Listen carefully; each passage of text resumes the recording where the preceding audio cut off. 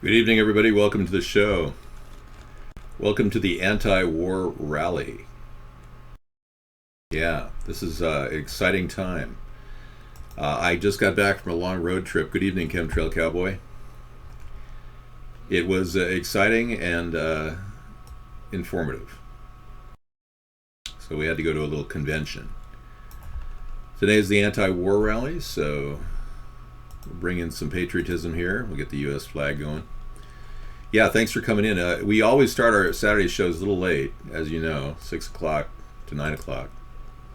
And we, of course, play videos in the evening, too. Yeah, we're proud to be American, right? That's what we are, proud to be American. But at a time when, our country seems to be starting wars, and a lot of people are confused. Many people don't understand that these wars need to stop. And for some reason, our government doesn't seem to understand that.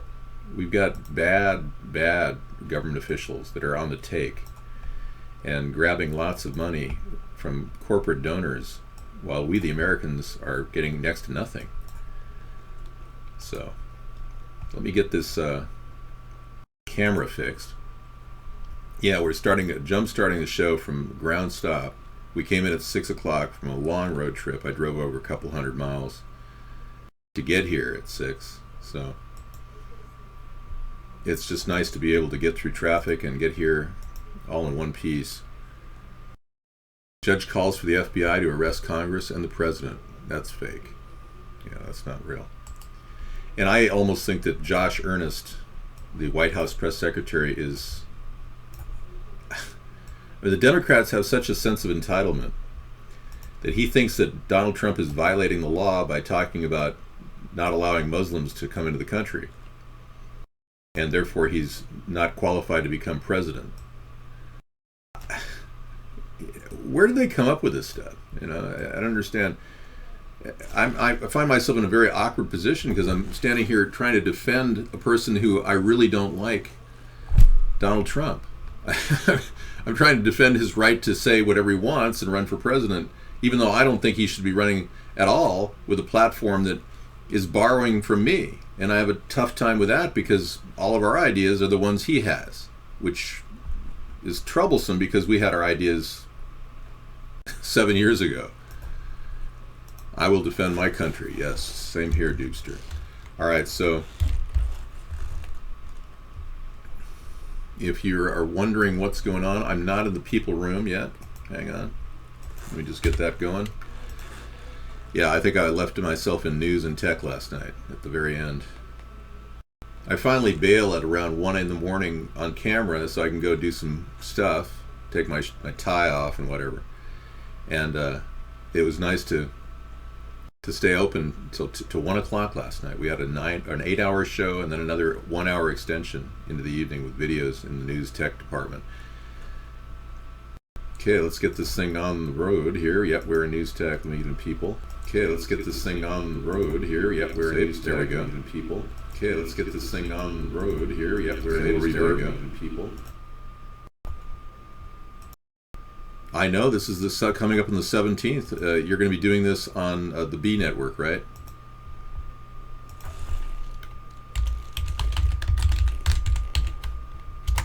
Yeah.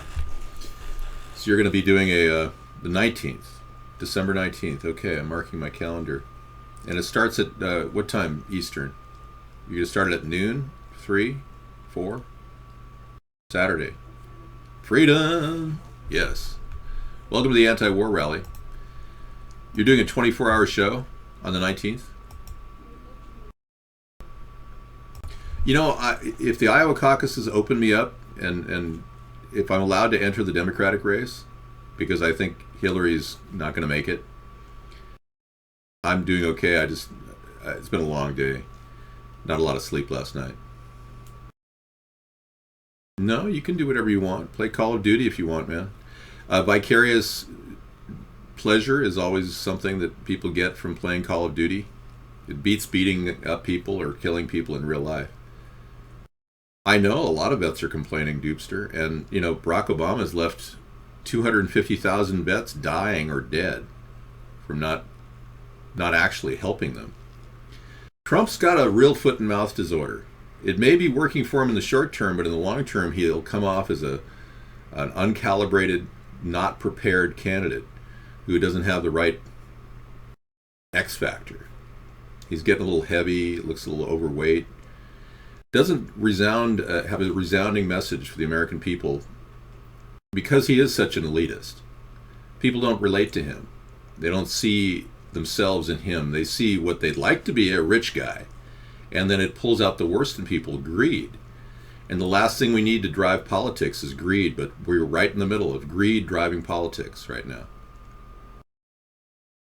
Well, the fact is, the benefits, there's no benefits, Dupster. I mean, your benefits are not increasing one bit relative to the economy. Barack Obama and Clinton would probably end up giving all extra money to illegal aliens, creating a vacuum in the American populace, people going, well, we don't want that money going to illegal aliens. So then you've got, what, Donald Trump as your alternative? Hitler as your alternative? I call him, the modern day Hitler because he's behaving just like Adolf Hitler did. And we don't want that either. So I offer both sides of the political spectrum something. I offer a strong border defense, but I also offer bringing our troops home, not starting a war in Iran like Donald Trump wants to do. Bringing our troops home, defending our border, focusing on Americans, not illegal aliens, which the Democrats are obviously going to have to get used to. But in no way do I want to ID Muslims. In no way do I want to create a deportation force. Deportation is a process that happens naturally.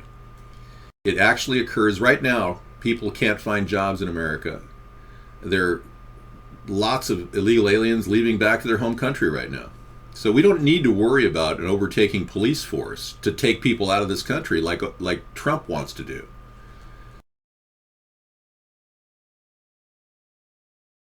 You have every right to defend your land. Thank you.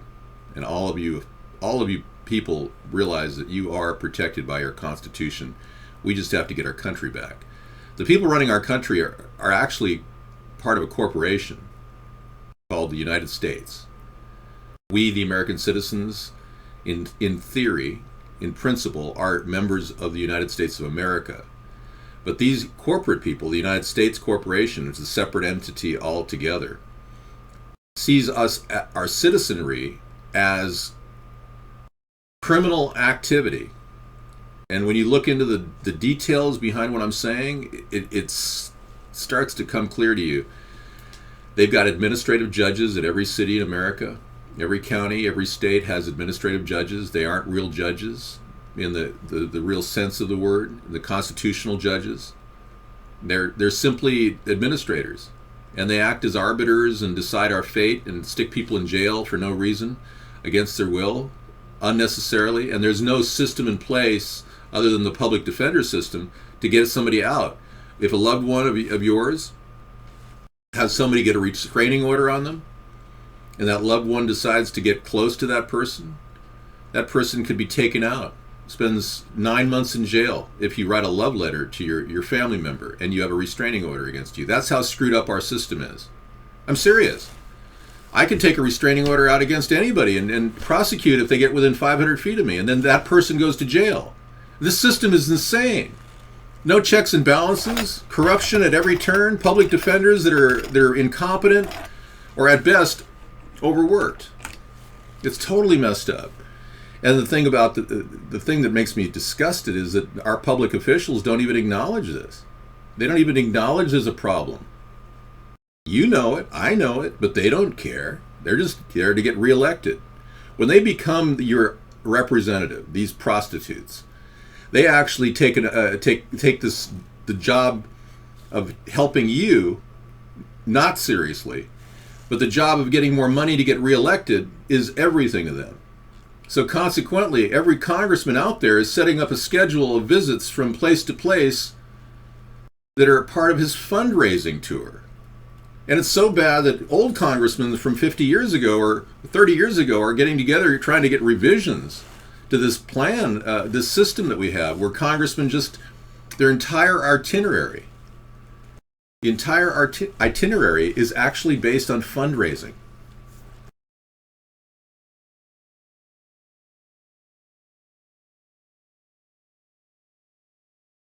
Beekman, we've had nightly shows. I can't call into Blog Talk Radio for more than 30 minutes. In order to do a longer than 30-minute show, I would have to pay them $40 a month. And they would give me a 2-hour slot. That's all they'd give me. I'd love to do a radio show. But $40 a month adds up. I'm not going to drain my minimal coffers that we have to run this campaign for some ridiculously overpriced Blog Talk radio show.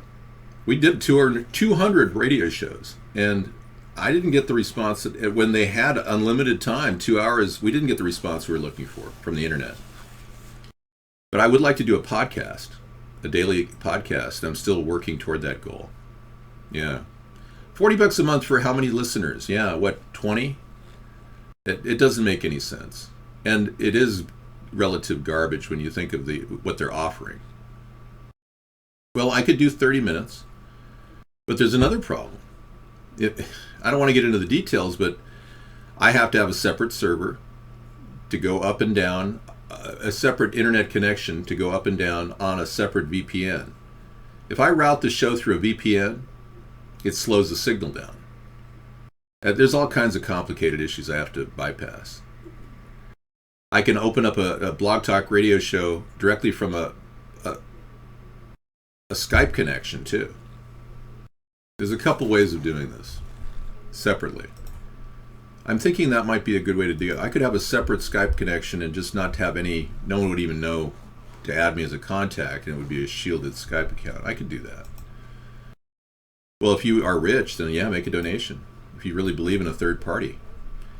Obviously, I'm going to get some things up for you to look at here tonight.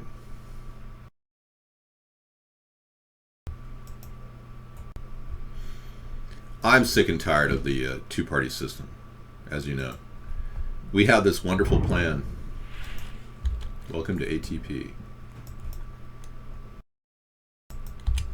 Join the voter revolt.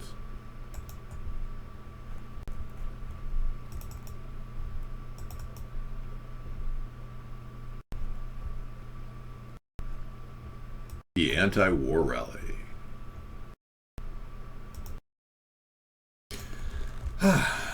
So you see a lot of people trying to monetize these channels, like Vaughn's doing the VIP thing now. I don't know what you get. I mean, I'm trying to do this for free. Exposure? Yeah, well, obviously you get what you pay for in this world. And if you expect to get something like exposure for free, you have to be really good at what you do. And luckily I am. But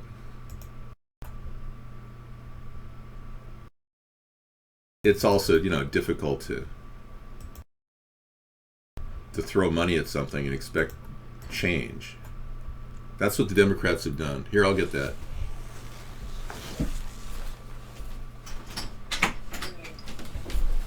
The Democrats have thrown money at things expecting change, and they're not going to get it. We've never seen change other than corruption, greed, avarice. I mean, Obamacare is not even a universal health care plan. It's not a public option. We were talking about that in the car tonight while we're driving back from a 200. Who are you wearing, David? No, I'm wearing myself. I can broadcast on screen. I don't have to take my glasses off.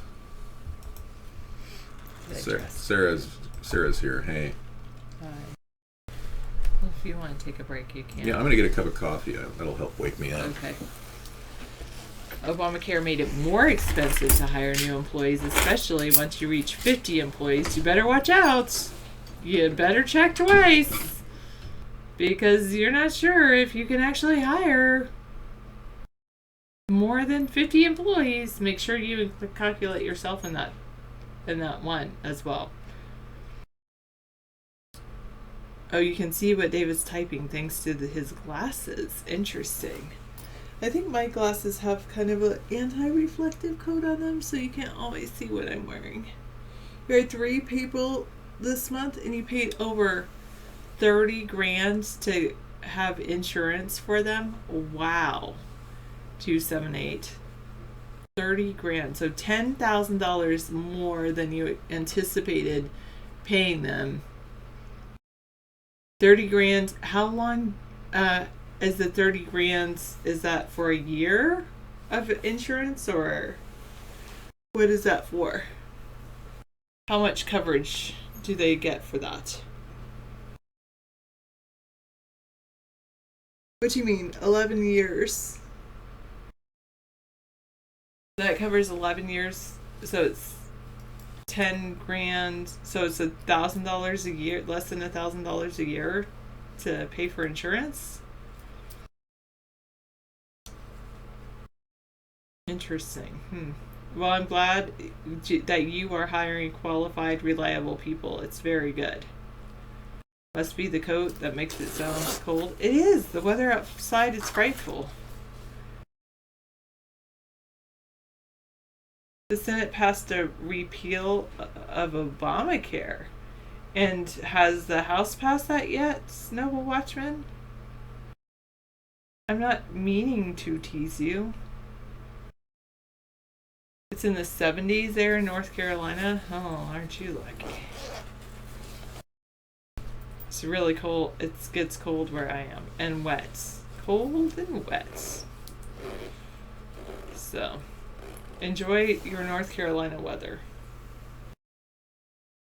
Does it get kind of humid there in North Carolina? Here, I guess we have humidity, but it doesn't feel like humidity because it's actually so, I don't know, it's just raining and cold, so it doesn't feel like, I usually think of humidity as like something when it's hot, and it's really actually cold. Should I put my hair up? I am putting my hair up. Okay.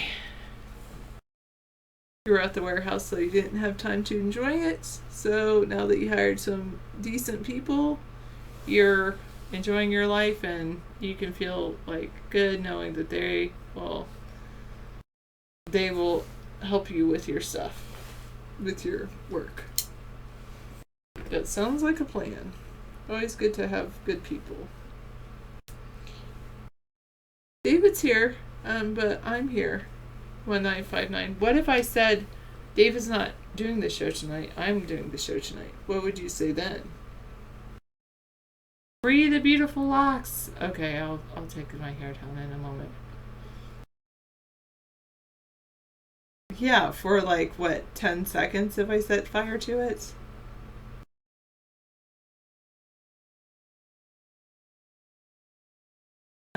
It will warm up eventually, 886. I just got home.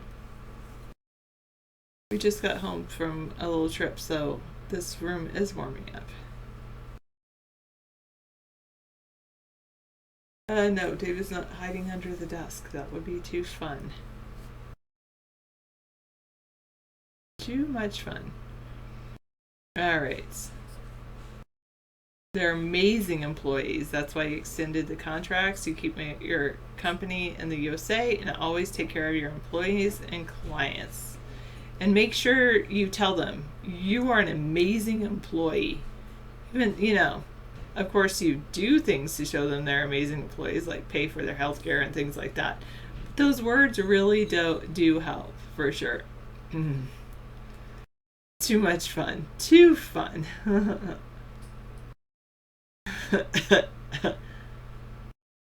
There's a strong breeze up above where the flag is blowing. True. Oh, you're so funny, 686. So funny.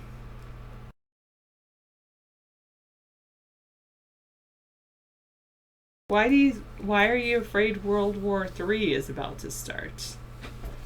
Oh, well, with everything going on in the world, I understand. I wouldn't be surprised. Or I hope not, though.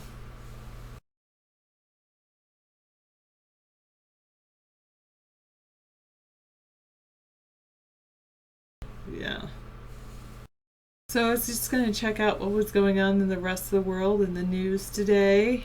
I've been busy doing fun things, so I didn't get a chance to check it out. I didn't want to do that. I just wanted to take one tap. There we go. actually doing that is one of the things on your bucket list. That's interesting. It's not on my bucket list. I guess I've already done that, so. Food? Fantastic. Fortunate. 196 countries approve a historic climate agreement that seeks to dramatically reduce emissions of the greenhouse gases blamed for global warming. And Ted Cruz is in the top of the polls in Iowa. Oh, there was a mosque fire in Coachella, California, and a man has been charged, and he's actually charged with a hate crime in addition to the crime.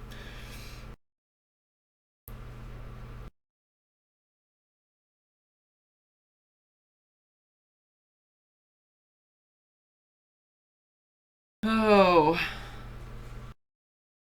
Women in Saudi Arabia have voted for the first time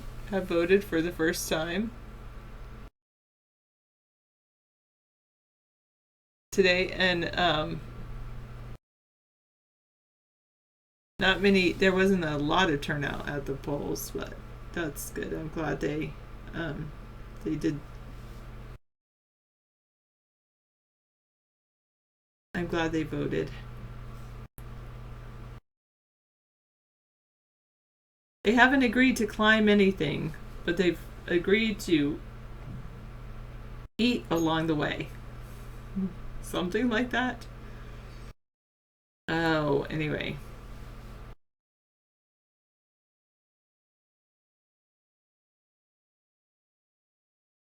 Hi, Merry Christmas. Thank you for all the emoticons. 93464. Very cute. Woohoo! It's nearly Christmas. It's less than 2 weeks away. Yikes. Yeah, you have a little too much. Someone has too much time on their hands.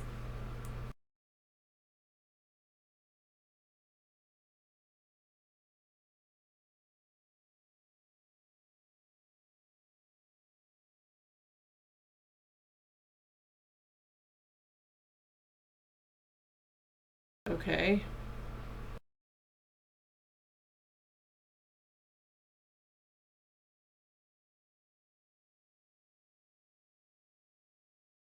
David Cameron in the EU, David Cameron is prepared to abandon his demand for a 4-year ban on European immigrants receiving tax credits in order to strike a deal on Britain's renegotiated membership of the EU.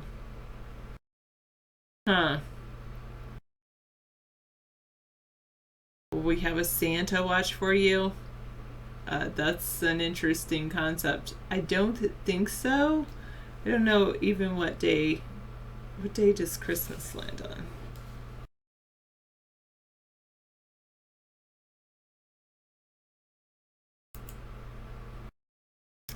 However, most likely we will have a Christmas show Friday.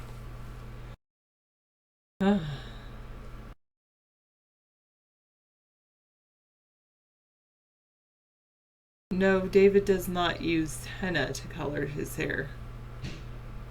Something else. Anyway.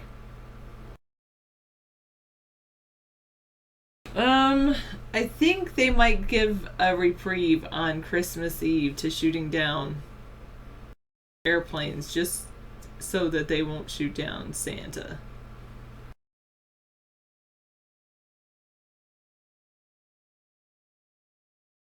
Oh, thank you very much, Dubster. Ooh, eggnog. I do have some almond nog in the fridge. I should drink some of that.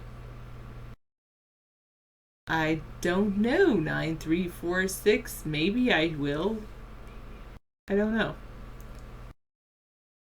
Hey, Dupster, just watch the language. It's okay. Just say, haters gonna hate, hate, hate, hate, hate.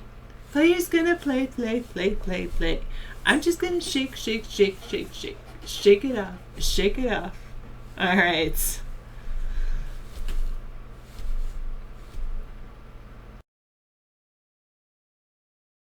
Did women really vote in Saudi Arabia? Yeah, for the first time. I'll give you a link. It was what posted in the Washington Post. I'll give you a link.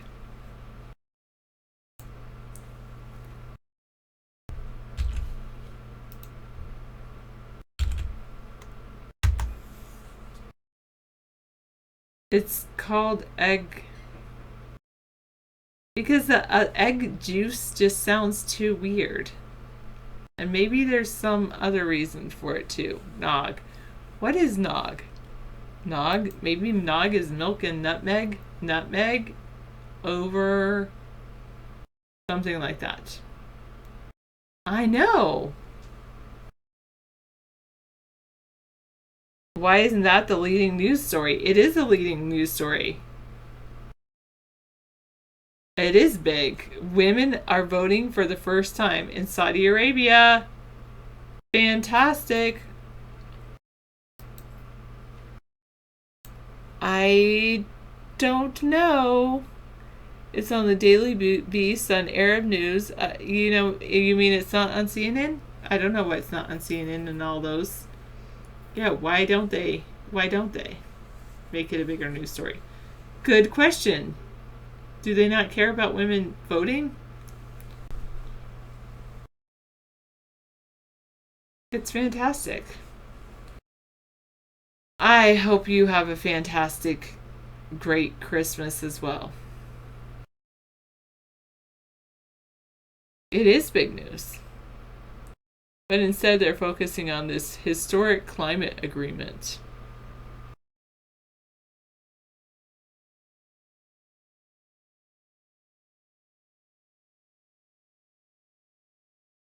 The Fed is going to end the low interest rates. They're thinking of raising the interest rates.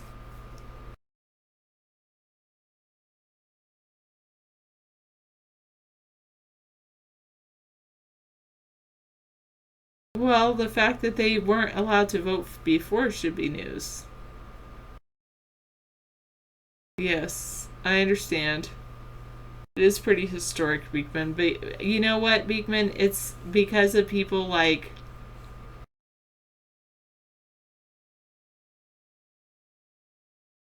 like 886. Why they think it's 2015. Why is that such a big deal that women are allowed to vote, even though it is historic?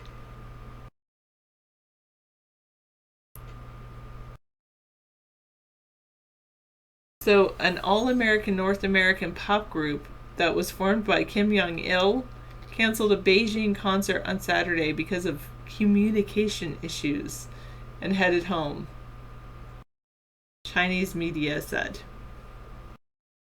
I love you too. I'm sorry, what happened last night? Oh, you were just like, really something. Anyway. Every vote matters, 934.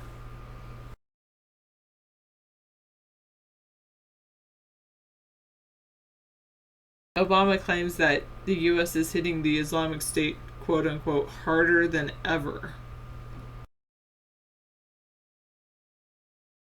So, for instance, there was a blast near a hospital in Syria's Homs city, killed 16 people.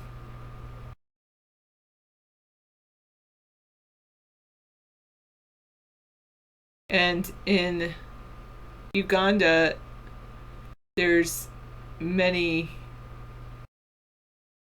Burundi, Uganda, there's many people that are dying. Sad, sad.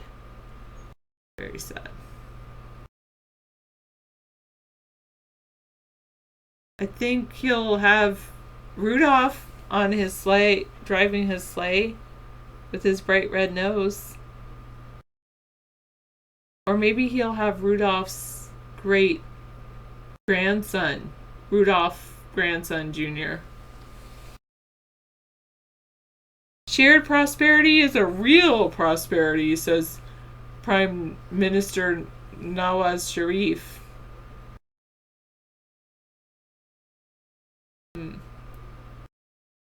And a billionaire Fox shareholder calls on Donald Trump to withdraw from the race. Oh, it's a Saudi Arabian billionaire? Fox shareholder?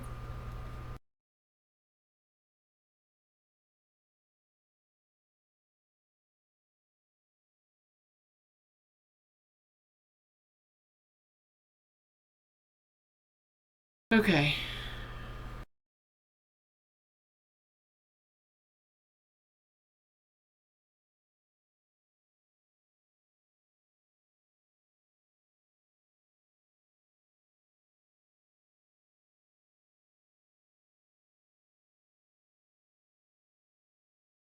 Wow. Sad things happening in the U.S. around police officers. Yeah, exactly. Like Carpet says, 9886, there are other websites for you to use for that purpose. He even stated one of them that you can use. I missed what you said. Sea Hag? You're currently talking to a 36-year-old woman who is a sub and is looking for her man. You're talking to a woman. Where did you find this woman?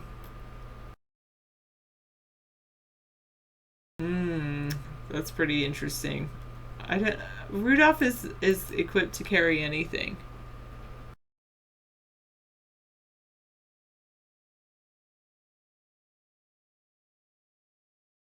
So there was a suspect in cop killings in Mississippi, and that suspect was found dead inside his jail cell.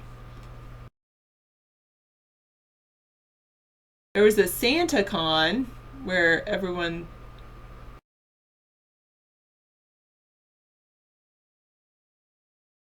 dressed, I guess, as Santas in New York.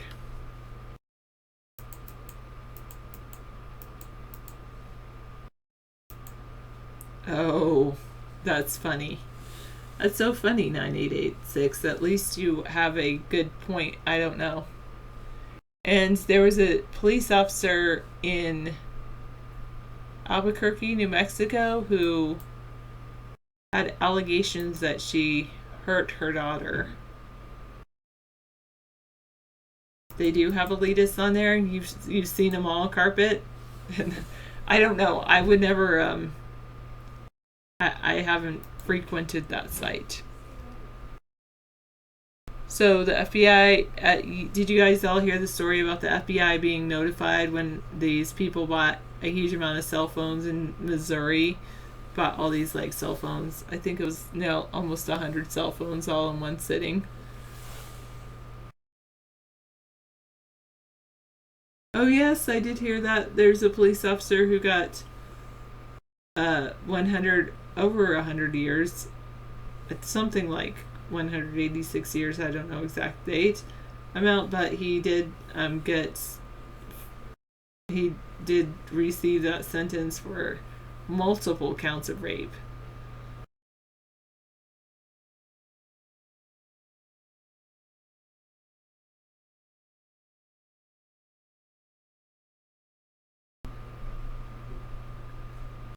You have to actually buy their you have to like purchase their emoticons, doggy.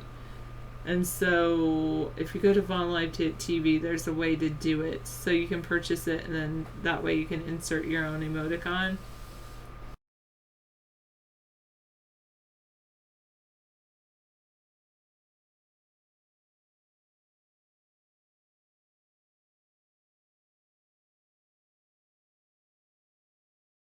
Thanks stops some year ago. I don't know what you're saying. Well, there's a lot that you can actually get for free. I can give you the one for that.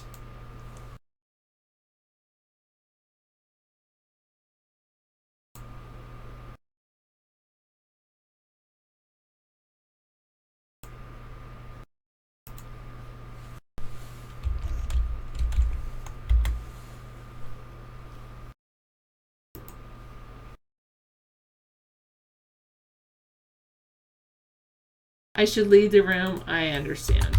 Not follow it. I got what you're saying.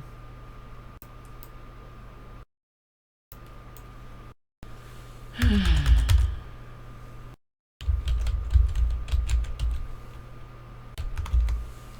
understand what you're saying, but that's fine.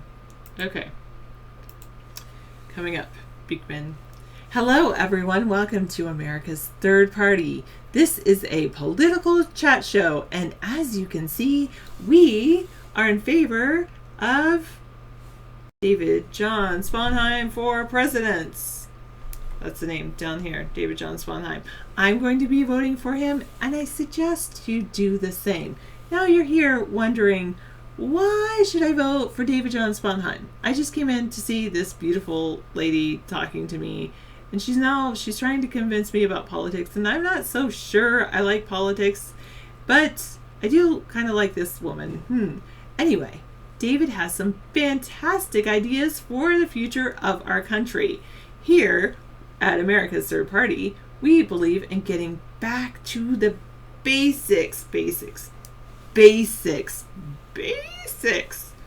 What are the basics?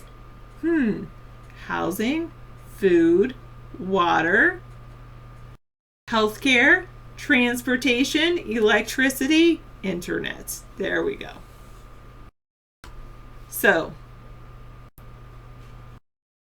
thank you. I'm so glad that you're here. And yes, David does have an idea to put windmills on top of telephone poles. Here we were thinking, going cross country, we're seeing all of this electricity being transported, of course, by these telephone poles. Now, you can use a small windmill. It doesn't have to be that big. It can fit on top of a telephone pole to generate electricity. Now, yes, it might not be the highest pole. It might not get the cutting winds that some people refer to.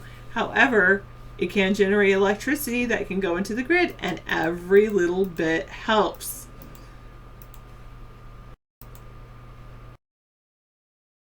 So that's one of David's great ideas. Now, David does believe in windmills would not fall onto the wires if they were secured properly.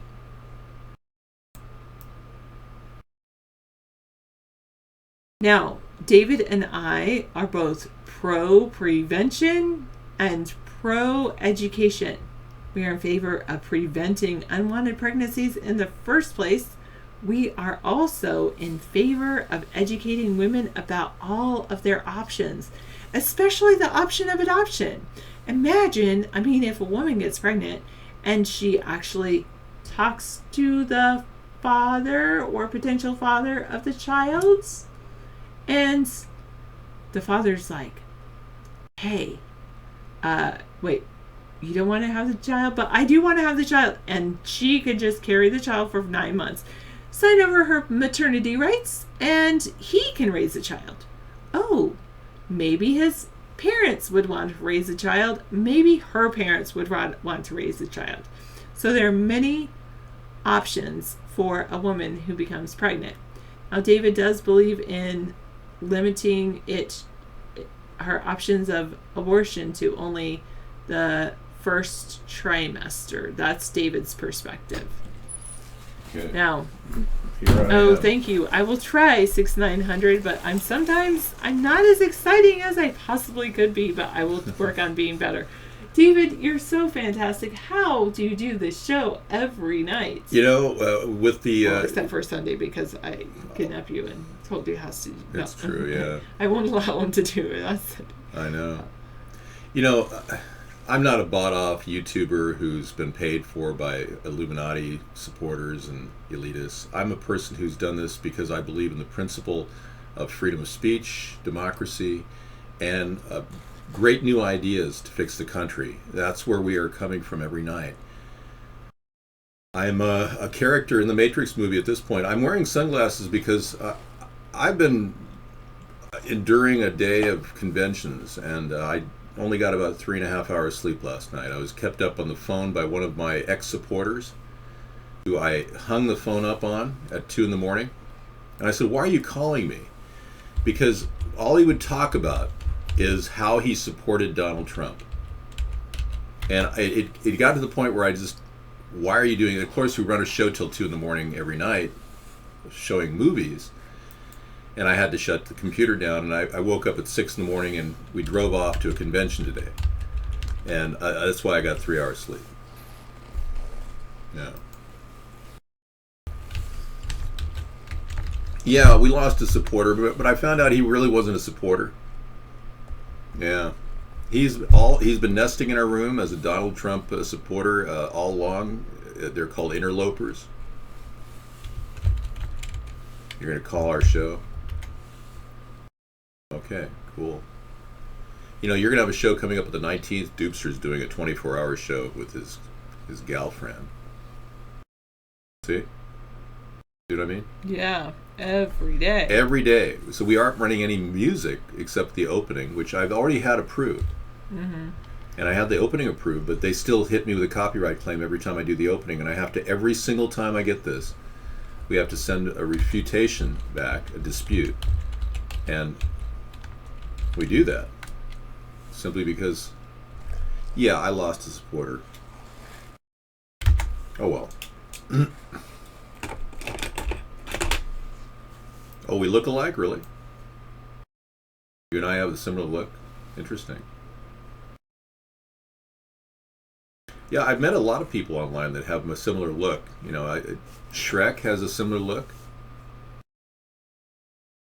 How did you do? I was good. I look very tired, thank you. Is it someone we would know? Yeah, you would know him if I mentioned his screen name, but I'm not going to do that. Got it. You did, good. Okay. Go ahead and make the necessary changes. We have to do it to the Gmail account as well. I don't mind taking my sunglasses off for like this. You sound like Irod. Okay, buddy, how you doing? You know, I'm not Irod, whoever that is. Squonk, is it me? It is. The one and only Squonk is here. You're going to call my show? Okay, good. We'll do that sometime. Well, I believe that I'm doing the right thing because we have a show dedicated to freedom, peace, truth. I mean, how can you lose? Supporting our freedom of speech is essential. If we don't do that, we will never ever fix this problem in our country. You have the right to speak out. Even if you're a racist, you have the right to speak out in this country, unlike any other country. And what's happening in our nation is, I will put the sunglasses on as soon as I can get a clear screen. Okay. You tell me when you're doing anything sensitive and I'll pull them off. Oh, okay. I'll try. Thank you. Well, let's be clear. I'm doing things sensitive, but... Well, you can also turn the monitor that way. You know, completely, like this way. Mm-hmm. There you go. That'll prevent anything from happening. There, I can stay here. Thank you for doing this. I really appreciate it. Yeah, well, I know my eyes are red because I've been driving 300 miles today. I'm sorry, I should... No, I wanted to do the convention with you. What do you mean? You don't have to be sorry. Especially after it's all done. You don't have to be sorry. I wanted it. I enjoyed it. It was fun. Well, I enjoyed it. Yeah, I thought I had a supporter too, but you don't always have a supporter when they are really nesting in your room to screw with your head. Yeah, and when they call you on the phone and they screw with your head, like we had to stop this call from the Rodney guy. He kept calling on a daily basis and trying to rip us a new one every single time he called, thinking he was going to use that little caption and moment in time to denigrate a wonderful political movement that in its formative stages. That's like taking a little baby out, like Michael Jackson, and hanging over at a balcony with a little baby, like Blanket. Remember when Michael Jackson hung Blanket over the balcony? That's what people do when they try to crap all over a beautiful, great plan like we have. I can't allow my little baby called a third party to be endangered.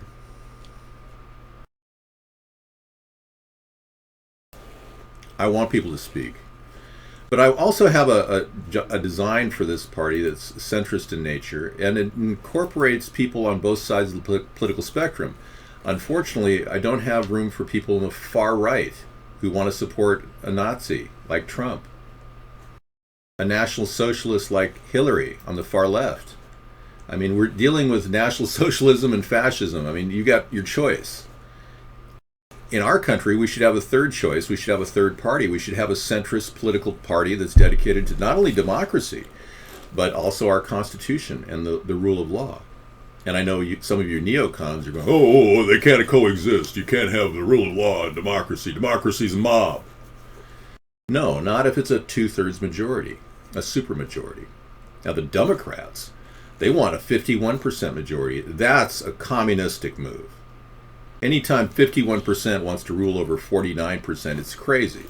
That's a harsh power move that they're trying to make right now. So we as a people have an obligation to stop this. We really do. Okay, my number, 707, your ATP. YOUR ATP. 707. The Dupster wants to call in on the Sunday or the Saturday anti-war rally. Cool. You were a war soldier, a person who came back from, I think, a couple tours of duty, if I'm not mistaken. You're calling in right now? Okay. I'll get the phone.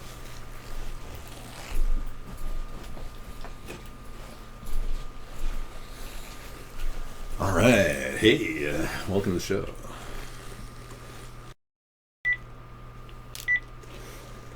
Okay. Yeah, if you're going online, you're going to be doing a show, a cooking show coming up on the 19th December. That'll be fun.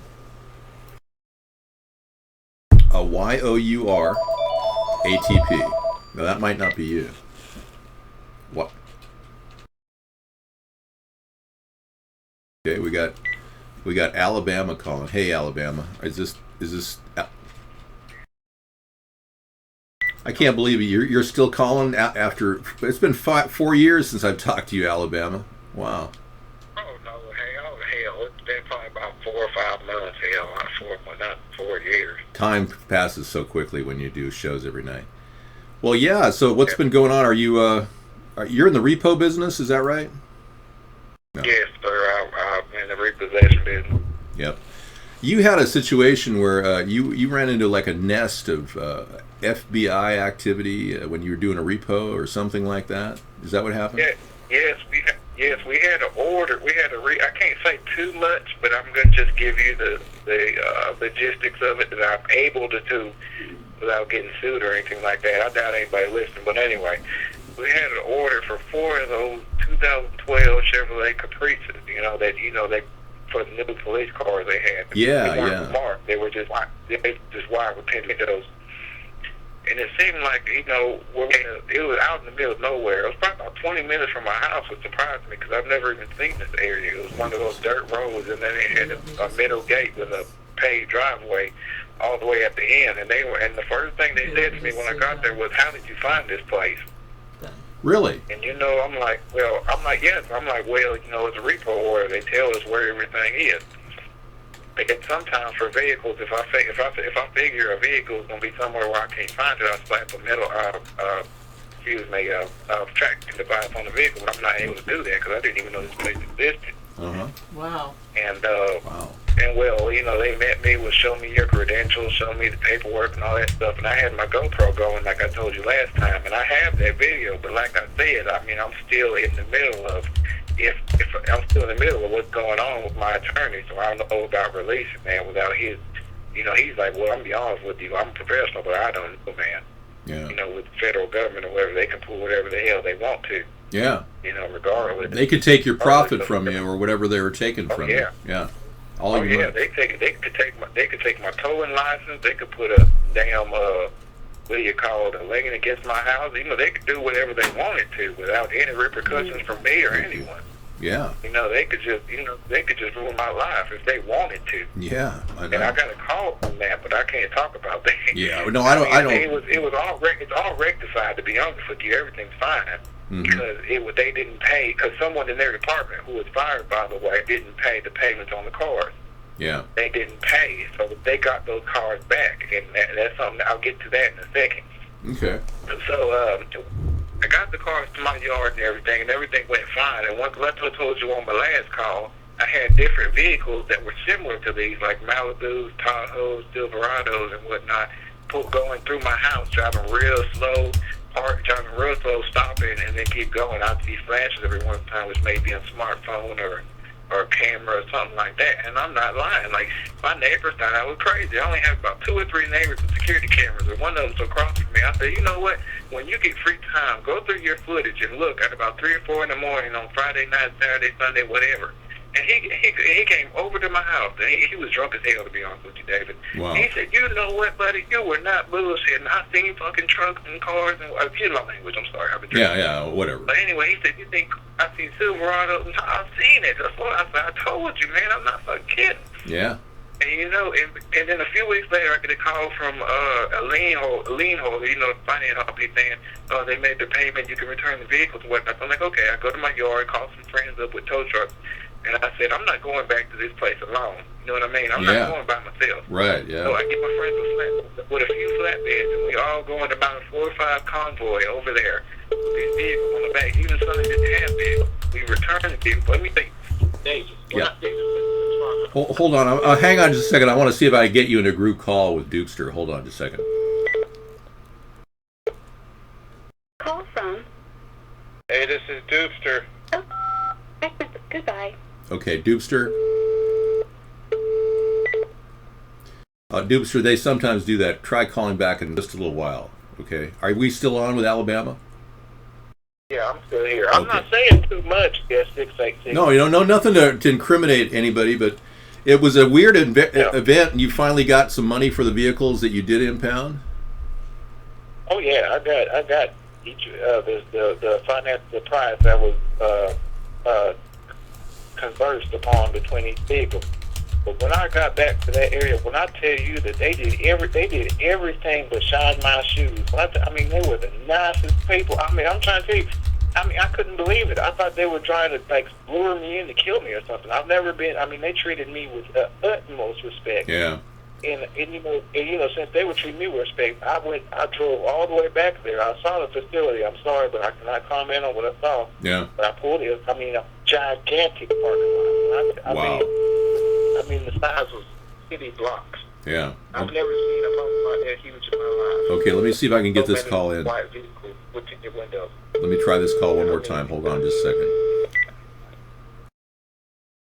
Call from. Hey, this is Dupster. Alert. I have pictures on the go.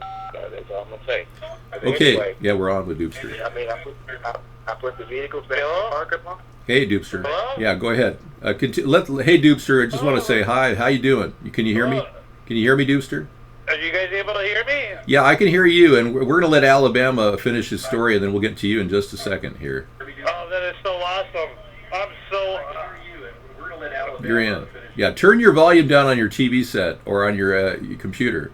That'd be cool. Okay, I could do that. No problem. Okay, so No problem. go ahead, Alabama, what you're saying. Okay, I can do that. No problem. Okay. Alabama was talking about how he repos cars, and he ran into this wild situation where all these cars were, involved in the FBI or some sort of a government sting operation, whatever. But he managed to get out of it feeling like they respected him, which is nice. I mean, it's beyond respect. I mean, it was so scary. At first, I thought it was fake. I mean, they offered. One of the guys that had his badge around his neck and whatnot went into the building, was gone about 10 minutes, brought me back a bag full of potato chips and snacks and whatnot, and gave me his personal phone number. Said, if you have any problems, did he teach you? Hey! Yeah. Did he teach you how to make a brick? How to make a brick? Did he teach you how to make a brick? I don't know. I mean, I don't do drugs, man. We don't do drugs. No, you don't have to do drugs in order for you to do a brick. Did they teach you how to do a brick? The only brick I know, cocaine, man. Yeah, what is a brick, Dupster? What is a brick, Yeah, Dupster? well, we ain't talking about drugs here, okay? What is a brick to you, We're Dupster? talking about a brick. What is a brick In to you? accounting. What do you think? What is a brick? A brick is corn chips and noodles.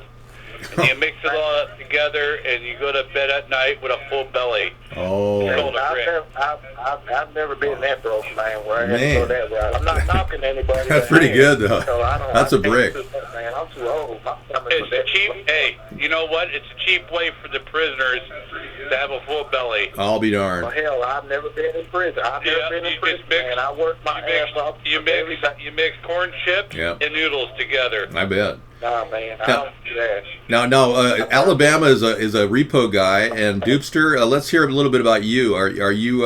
You're a retired military soldier, right? That's basically what you are in terms of what you. Who, me? Yeah, you're a soldier. Or you're a ex-soldier, rather. I'm a soldier. Yeah. I'm a soldier, and I earned my wings home. I did 18 years in the Marine Corps. I'm a staff sergeant. Wow. A gunny. Wow. So, here's my concern. I don't know if Dave could hear all this because I hear you. I don't know what I can't hear anything. Okay, I hear you. The other ends, but I don't know who's talking. Okay, I hear you. Go ahead. Yeah, go ahead and talk. Yeah, go for it. Go right ahead. Tell me about it. Go ahead. I was there when we were training the Syrians. It wasn't the Syrians that we were training. We were training the Iraqis. Oh. And when I was over in Afghanistan, I was told to protect the poppy seeds and we had to cut them down. Whoa. And we were protecting people. Yeah. Now I'm giving you information. Yeah. I'm giving you information that I shouldn't be telling you. Well, and why are you doing it if you shouldn't be doing it? Because I've been talking about Dave's my friend. I'm doing it because Dave's my friend. Well, I talk about it from. Thank you. My friend. Thank you, Doopster. And you need to know the truth. Yeah, I do. You need to know the truth. We need to know the truth. You have a Marine Corps right in your hands. And I'm going to tell you right now, when we were in Afghanistan, we had to protect poppy seeds and we had to cut them down. Wow. And then we had to turn around and listen to the torture that was going on. And I'm telling you that with us being in war is none of our business. Right. The civil war between Iraq and Syria and whoever else that wants to be on it. Yeah. We're doing it because it's all based on money. It's not about the oil. And here we are giving the civilians over there that want to be, I don't know what you want to call them, insurgents against us. I don't know. Right. I mean, you know, what harm did we do to them? I mean, we didn't do nothing to them. Right. But this whole mess with the military and the government, I'm going to tell you right now, it's something that we should be involved with. Right. We should not be involved with it at all. Right. Well, look at the Afghanistan. Look at how much Afghanistan poppy. Am I allowed to say this online? Because go right ahead, Obama created all this. Well, yeah, you just can't make any created all this. Okay. Huh? Listen, man, Doobie, I'm African American, and I get called Uncle Tom and all this other bullshit all the time because I have common sense. So go right ahead. Are you a black man? He is a black man. Is that why they call you? I'm African. I am African American. I don't take any racism or shit seriously. Hey, I joke about it. Hey, listen to me, man. Go right ahead. Go right ahead. We don't call no one around my area Uncle Tom, right? I understand. Where I grew up at, man, you're cool with everybody. Cool. I grew up with race. I grew up with race. Yeah, we all grew up with race. You don't call anybody Uncle Tom. Yeah, I never did. You don't call anybody Uncle Tom unless you want to get punched in the mouth. Yeah. Listen, let me tell you why. Let me tell you why I get called Uncle Tom. Because I tell young black guys, I'm 25 years old. People think I'm like 50 or 60. I was born in Alabama. I tell people, pull your damn pants. Are you from Alabama? Are you from Alabama? I'm from Alabama. I'm going to tell you right now, I'm from Erie, Pennsylvania. Okay. I'm from Erie, Pennsylvania. No fucking shit. You can at least be honest and tell me. Hold on, from Erie, Pennsylvania. Where are you from? Hold on a second. Do you know what the peninsula is in Erie, Pennsylvania? I was born near Waldemere. You are fucking God, Waldemere. You are fucking shitting me right now. 15 minutes away from my house by drive. If I want to know, you are fucking. Listen to me. I know. I went to school. Oh, so you know Waldemere? This is awesome. You just mentioned Waldemere. I know exactly what you're talking about. No, listen to me real quick. Just mention Waldemere. Listen. I went to St. George School on Peach Street. No fucking bullshit. Wow. St. George School on Peach Street. St. George? Near the Honda dealer. St. Joseph's. My mother near the Honda deal. Oh my God! Yeah, man. yeah. Holy shit! And I went to Small seminary. world, man. Thank you. Yeah, you guys are connecting. It's I was a amazing. trouble child, so they kind of like kicked me out. So See, I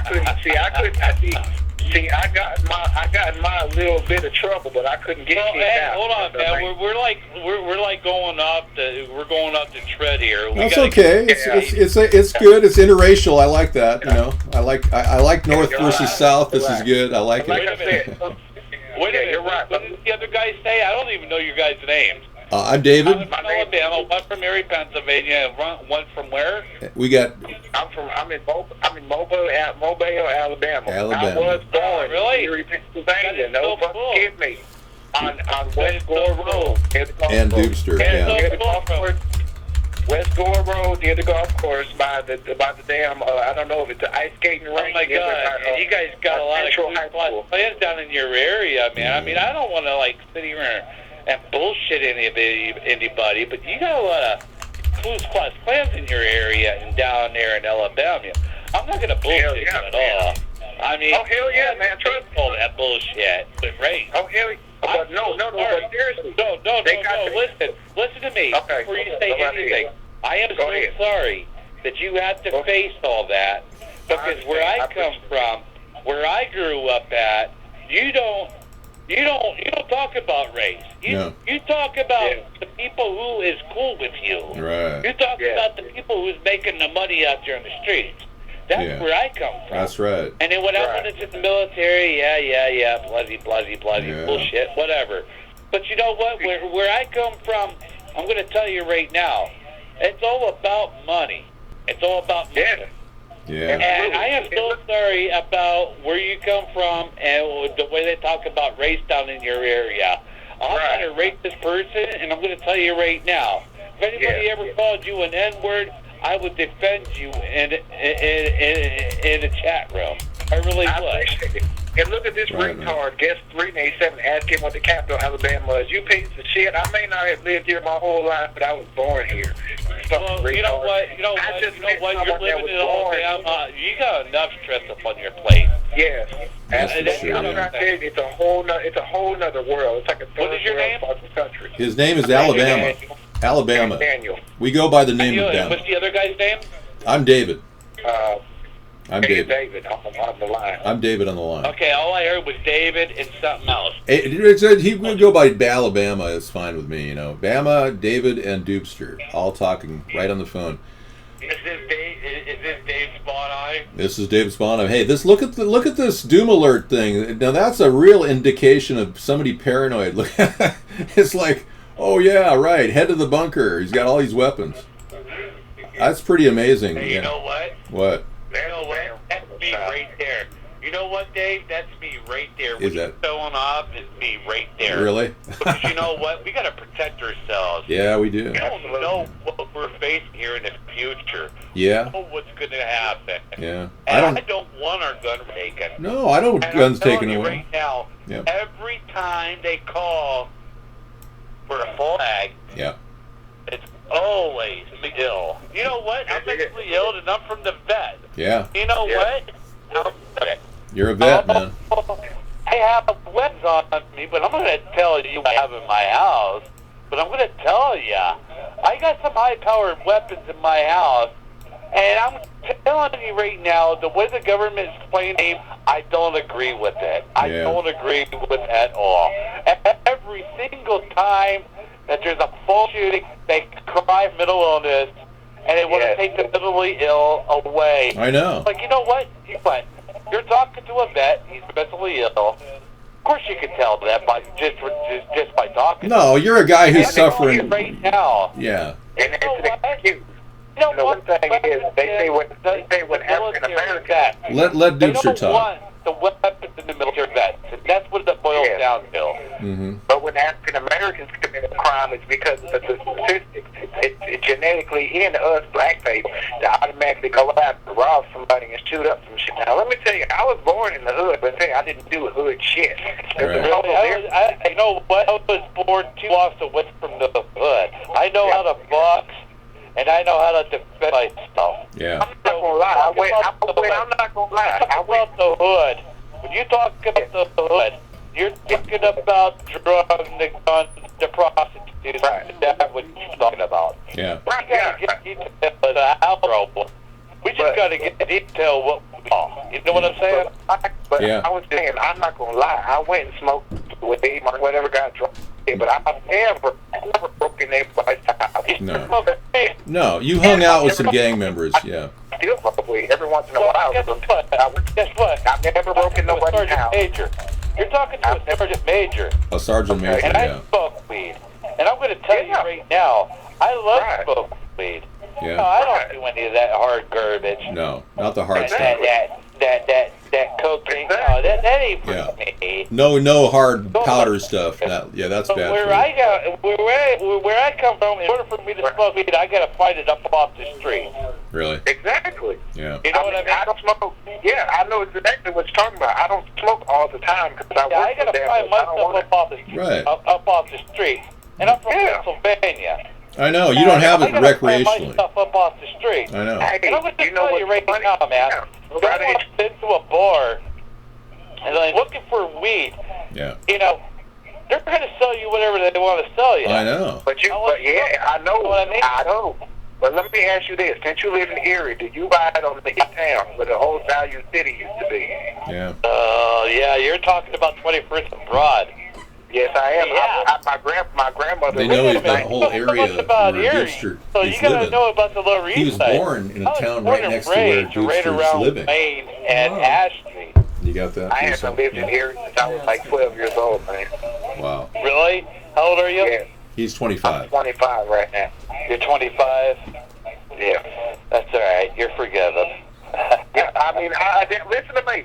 I adapted this fucking accent living here for over like what 9 years. It kills the fuck out of me. I'm like, what the fuck happened to me? I adapted this damn accent. I mean, it's crazy because Yeah. I only hung out with white people because the black people down here are way too fucking ghetto for me. Oh, yeah. I mean, I know not all black people are ghetto, but holy fuck, man. You know what? These Yeah. politicians know nothing about what goes on out here on the streets. Mm-hmm. And they Exactly. want, you know, they want to be lawyers all of a sudden. And then, Yeah. but yet again, they know nothing about you. Yeah. No, they don't know nothing Like, about it. you know what?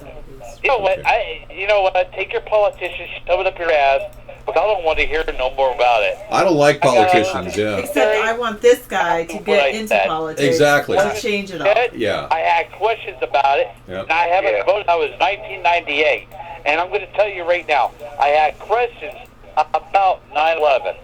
Right, I do too, man. And I cannot believe you are from Erie. That shit is insane. I Isn't that can name all amazing? kinds of shit. The brand new Walmart on the east side. Yeah. The Sam's Club. Oh, you know what? You know what? Yeah. He Hey, acquired there's his Sarah. accent. Let's say hello to Sarah. Hey, Sarah. Hey. Hey, Sarah. Girl. I'm just listening Yeah, to you on your guys' Blair. great conversation. Hey, Sarah. Yeah. Hey, Sarah. You know I try to defend for you, right? Yeah, No, I definitely. try to defend for you in a chat room. You But do. these ignorant assholes try to get up on your ass, right? Yeah. I know. I I'll let you know appreciate that it, I try to Dudester. defend you, Sarah. Thank I you. I appreciate really, it. truly do. Thank you. Yeah. Look, She's a Kid great lady. 445. He's black and they are too ghetto for me. Yes, man, I'm trying to tell you. When Yeah. I see black guys with the pants below their waist and Mhm. all this other shit, they are just pretending they're doing it because everybody else is doing it. I have comments. I'm trying to tell you, not all black people are like that. Hey, let's get David. You know what? You and I have been on the phone for a while. Let's Yeah. get Dave. Yeah. Let's get Dave some chances. I'm just amazed at how you guys are getting along, actually. Government. You guys are getting... Let's let him give him a chance. All right. Well, number one, we just found something very interesting. This is probably the first time on the internet I've ever heard it, an actual former Marine talk about how he defended the opium fields and ended up harvesting opium for the warlords. Actually harvesting it? Yeah, you can't talk about that. Normally, they're really concerned about Do you people want telling to talk people. about that, Dave? No, I don't want to talk about it. I will. I don't want to talk about it any more than what you just said because I don't You know want what? You know what? I'm going to talk about it because I'm not scared. to. Okay. I would like to hear about it. She but wants I'm to hear sure about there's it. Go other ahead. people out there that We would wanna like hear to about it. it. That's interesting. Let's talk about it, Dave. Yeah. Let's do it. Let's We- do it, Dave. Well, All right. we got lots of things to talk about. So you're out there defending these Mike, warlords. You're liberal, so am I. So let's talk about Yeah, let's talk about it. You're out there defending the warlords. Obama's telling the country that, well, make no mistake about it, we're going to continue fighting the war in Afghanistan against the Taliban. Meanwhile, you guys are in there risking your lives to support an opium trade that God knows who's profiting from, probably the CIA or somebody. So my question, were you ordered to defend the warlords by Yes. your commanding officers? Yes, he was. Were you ordered by your commanding officers to defend the warlords? Hold on, Dave. Yeah. Dave. Yeah. Dave. Yeah. I'm listening. If I'm allowed to talk, I'll talk to you. Go ahead and talk. If I'm allowed to talk to you, I'll talk to you. Okay, well, you tell me when you're allowed, and then you can Dave. talk. Yeah.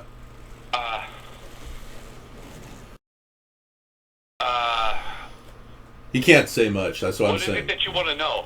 Well, I don't really need to know anything because I know enough to know that I think we're fighting the wrong war.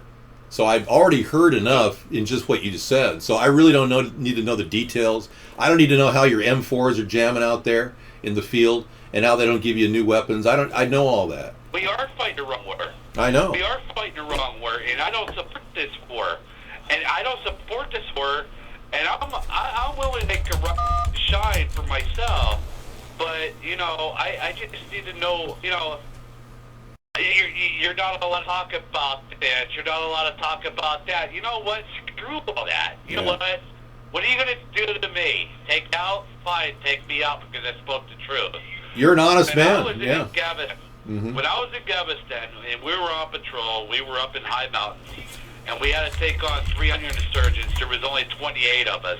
And when we were asked to call into Washington to see if we were allowed to use special weapons, we were denied.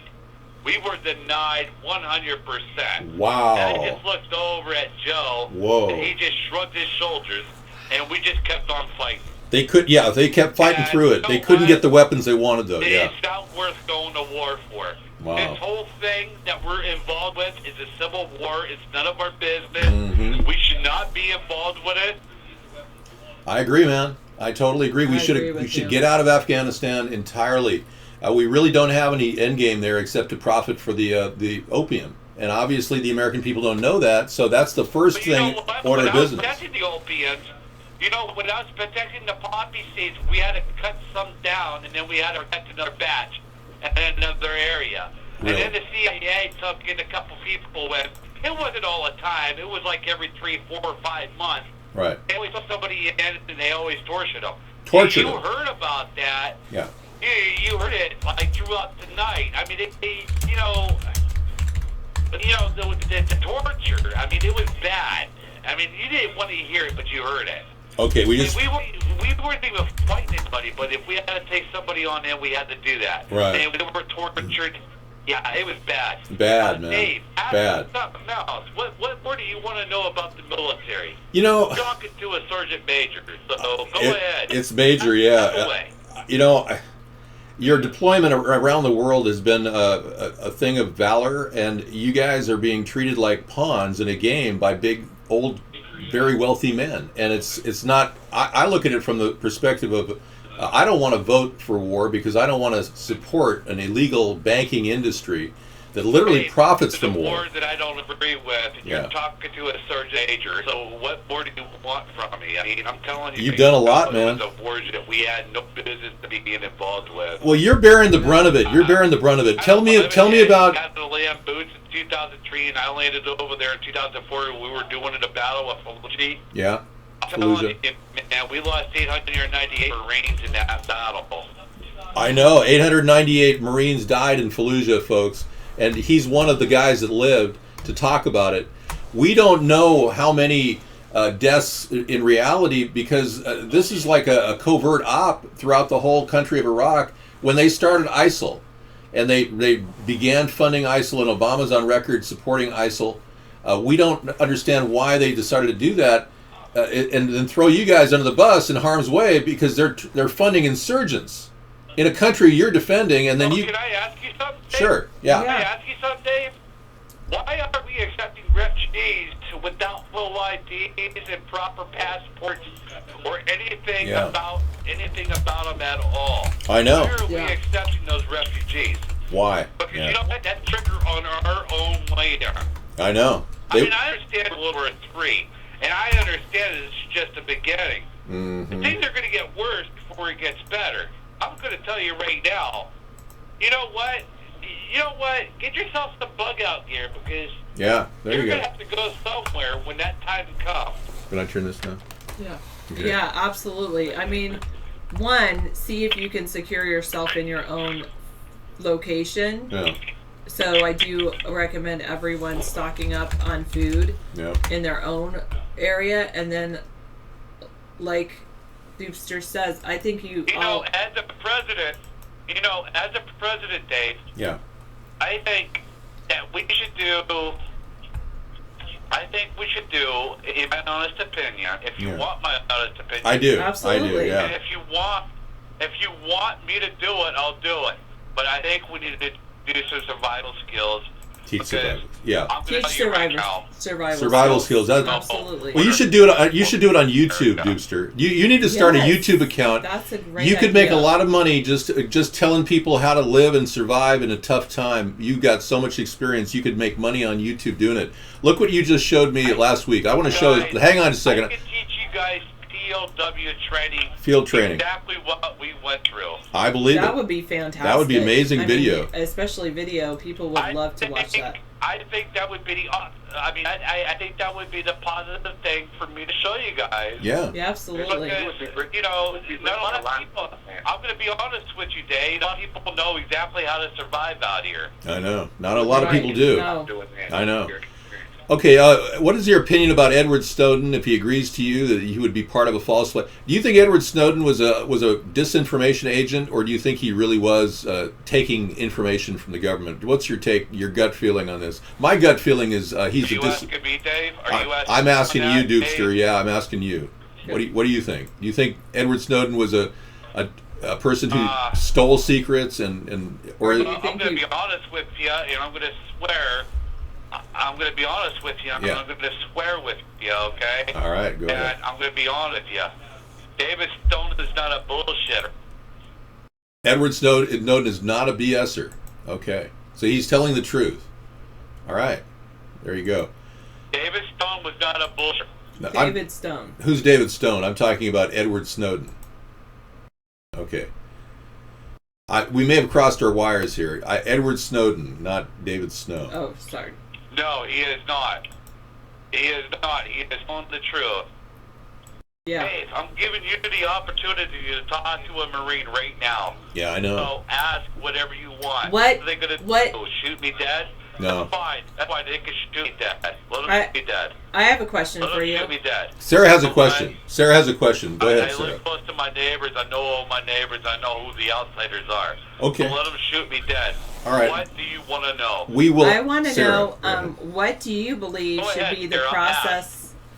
My question is, what do you believe should be the process of going into a war or a battle with another country? The process. How should that decision be made? Because obviously the current government's made some bad decisions. Yeah. How to approach a war, how to solve a war. Some people don't want war. I don't want war. I don't know if there's any one war that led to peace. Are you asking for our homeland, Sarah? Protecting our homeland or fighting some other war around the world. That's the difference. Are you asking to protect our homeland, or are you asking to go to another country? Big difference. I'm asking to go to another country because I believe that when it comes to our homelands, I believe that that's a completely different issue. So I'm currently asking about foreign policy and going into another country. Yeah. Should we go into any other country at any time, or should we not? Sarah, Sarah, I didn't get your question. I'm sorry. Oh, okay. Well, If you want to know about your homeland, here's what I'm going to tell you. yeah. Go for it. All right. No, we shouldn't go into another country. I agree. No, we shouldn't go into another country. I agree. I agree. Thank you. Yes, one of the things I want to do with the immigration problem, and let me address that in the room. Somebody, chatter said, Sponheim, will you clean our country from immigrants when I vote you?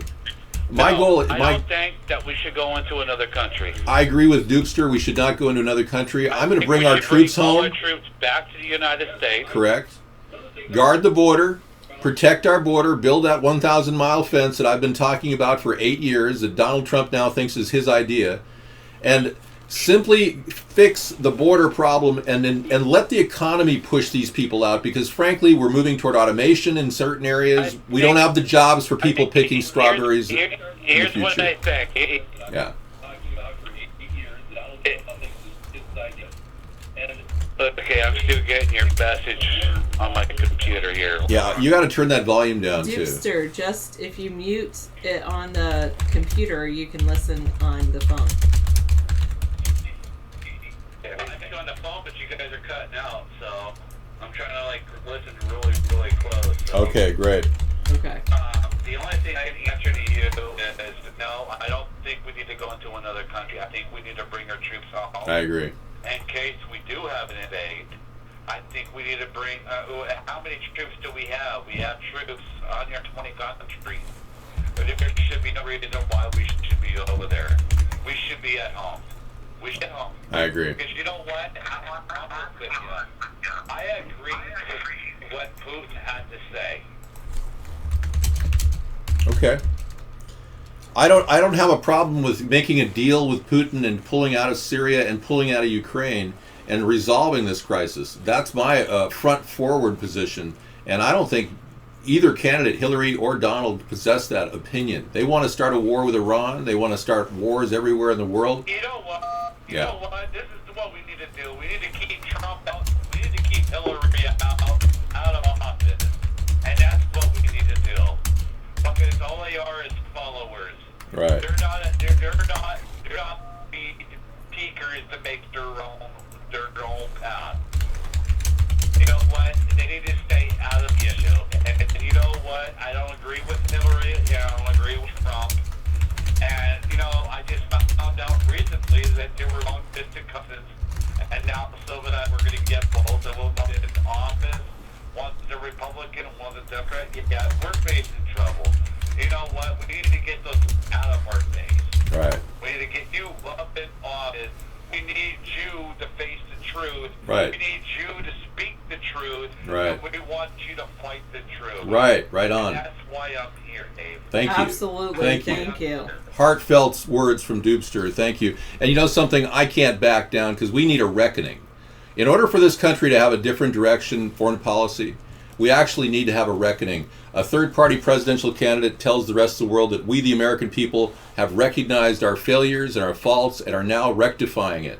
And that's the big step that we need to make. Just like China, just recently, just like China said, before we could say anything, we need to sweep off our own back porch. You need to know how much we got to sweep off. We need to go back to 1792 before we could even say anything about it. And we ain't got shit to say to nobody about any other country. We need to worry about what's going on here in the U.S. I don't believe in this false flag garbage because all it's going to do is bring on race and go against each other, and I think it's wrong. I think the race needs to come to a conclusion where we can both stand up, listen to John F. Kennedy, and listen to Martin Luther King, and listen to both speeches and make a stand. That's what I believe in. Right. Now, we've got a lot of infrastructure invested in Iraq, $1.5 trillion worth of infrastructure. A lot of it's been stolen. We blew it with shock and awe. But my question to you is... It's all bullshit. It's all military bullshit. I'm sorry for swearing on your TV show, Dave. That's okay. It's all military bullshit. It's all military bullshit. Yeah, I hear you, but the reality is we got a problem we got to clean up. We spent 10 years screwing their lives over there. You guys nearly lost your life. You lost a lot of your buddies. 5,000 dead. How many more? Yeah. I don't want to make their death meaningless by walking away and doing nothing either. Now, Trump wants to walk away from the whole thing and do nothing. I believe that those men that died did not die in vain. Doesn't matter.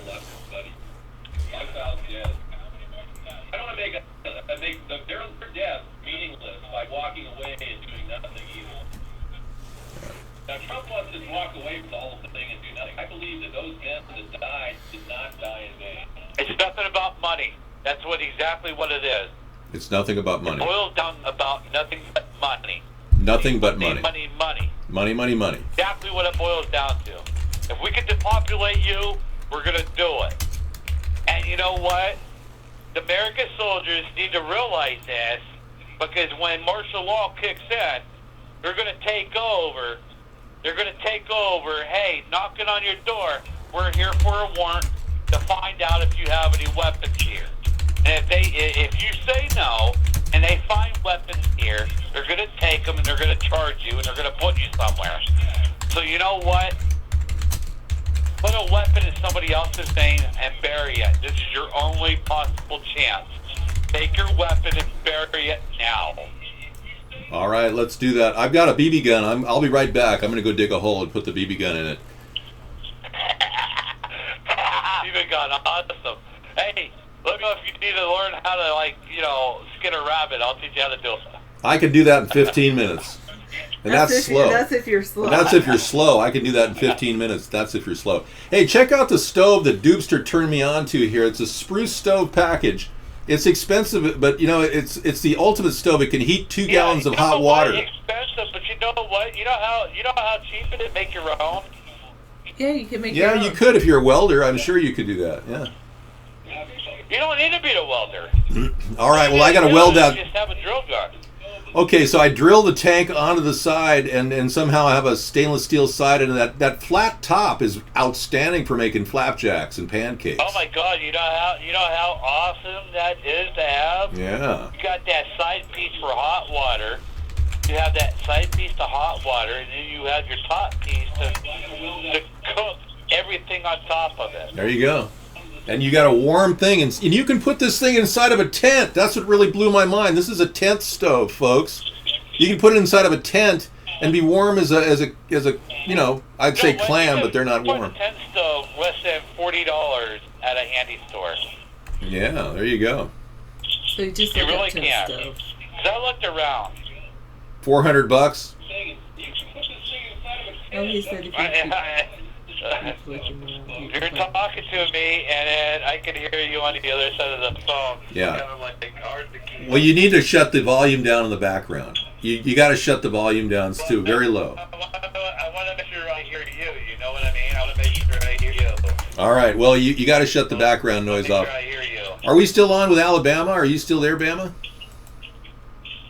Yeah, man, I'm still here. Right on, man. All right. So what's your thoughts, Alabama? It's your turn, What's your Alabama. thoughts, Alabama? What we gotta do? To be honest, man, I still can't believe you're from Erie, where I was born. That's all I got. Yeah. Man, we got a lot of athletes here, man. I used to box back in the day, and then I went into the Marine Corps. Yeah. Kind of lose my shot, but I really missed Erie. I had to come back home because it's all about boxing, sports, and everything else. Yeah. All about that stuff, you know what I mean? Yeah, I'm on cigarettes right now. I really need to quit that shit because I ran track. So do I. I catch myself smoking more while on Dave's show, So Whoa. this is all Dave's fault. Check this out. Yeah, that's okay. Well, I don't mind you being the reason why you're smoking more dope or pot or whatever you want to call it. Hey, we got a little stunning move here. Check this out. This is just brand new. Stunning move, everybody. This just came in from Scissor Fight. U.S. lawmakers make stunning move to investigate Obama for helping ISIS. According to the Conservative Tribune, 3 committees in the House of Representatives announced that they were launching concurrent investigations into allegations that President Obama deliberately manipulated intelligence reports from Syria and Iraq, allowing the Islamic State group to thrive. Wow, this is great news, Doopster. Scissor Fight brought it to us, but think of this. This is the big step we were waiting for. Deliberately manipulated. Scissor Rights. Scissor Rights good people. I appreciate my friendship with them. Cool. He's definitely people. And he can find any information that you want. And, there might be a night that I might break through the night and just say, hey, check out this video, and it might be a music video. Yeah. Because I just want to break the tension, you know what I mean? Yep. That's all it is. That's my Well, this is great news. Yeah, that's good to know. Thank you for that link. We'll keep that up and running and add it to our link library tonight. It's coming from teaparty.org, but I'm a fiscal conservative, so I don't have a problem talking about Tea Party issues. But I'm also social liberal, obviously, because I care about homeless people and the environment, and I care about the country's needy. But I'm not going to drain your tax dollars to do it. Go ahead. Well, you know what? Yeah. This is what I think. There's going to be a lot of homeless people on here, and people are going to get online because they're able to get on to McDonald's, just sit on outside. They don't have to be inside. All they have to do is outside with a cup of coffee, and they could be on there all night long. Yeah. This is what I think that we need to do. We need to change everything. Yeah. And the way things are being boiled down between reps and Democrats, it's not going to change. It's not. You're right. And I'm going to tell you right now, I believe that the government's taking our gun rights away. Yep. And I also believe that the reason why they're blaming the mentally ill is because a lot of the mentally ill is coming from the military, and they're to become militia. And I express that to you because that's what I believe. They're going to try to disarm patriots, man. They're flag operation. Yeah. It's a mental illness, or somebody's mentally ill, or it's a Muslim thing. Let me ask you a question. You know what? I live in Erie, Pennsylvania. Yeah. You know what? Here's to all the Iraqis. I'm going to tell you right now. If you live in Erie, Pennsylvania, pull out your guns, pull out your bombs, and let's get it over and done with. Let's do it. Let's just do it now. Let's get it over and done with. Now you understand who's your patriot. Because you know what? You got a patriot. Dave, I wrote that patriot on your page. I told you. Oh, it was a great article you wrote on one of our Facebook pages. I mean, one of the best I've ever read. That the true patriots are not seeing the true color of the patriotism. I know. Yeah. Well, I've heard that you have PTSD. You've been diagnosed, but without getting into the particulars, you've never threatened anybody. You've never hurt yourself. So why would we take away your right to bear arms? You want to know what I suffer from? What? You want to know what I suffer from? It's not just to help me sleep. I suffer from nightmares throughout the night. Nightmares. PhD. Nightmares. He suffers from nightmares.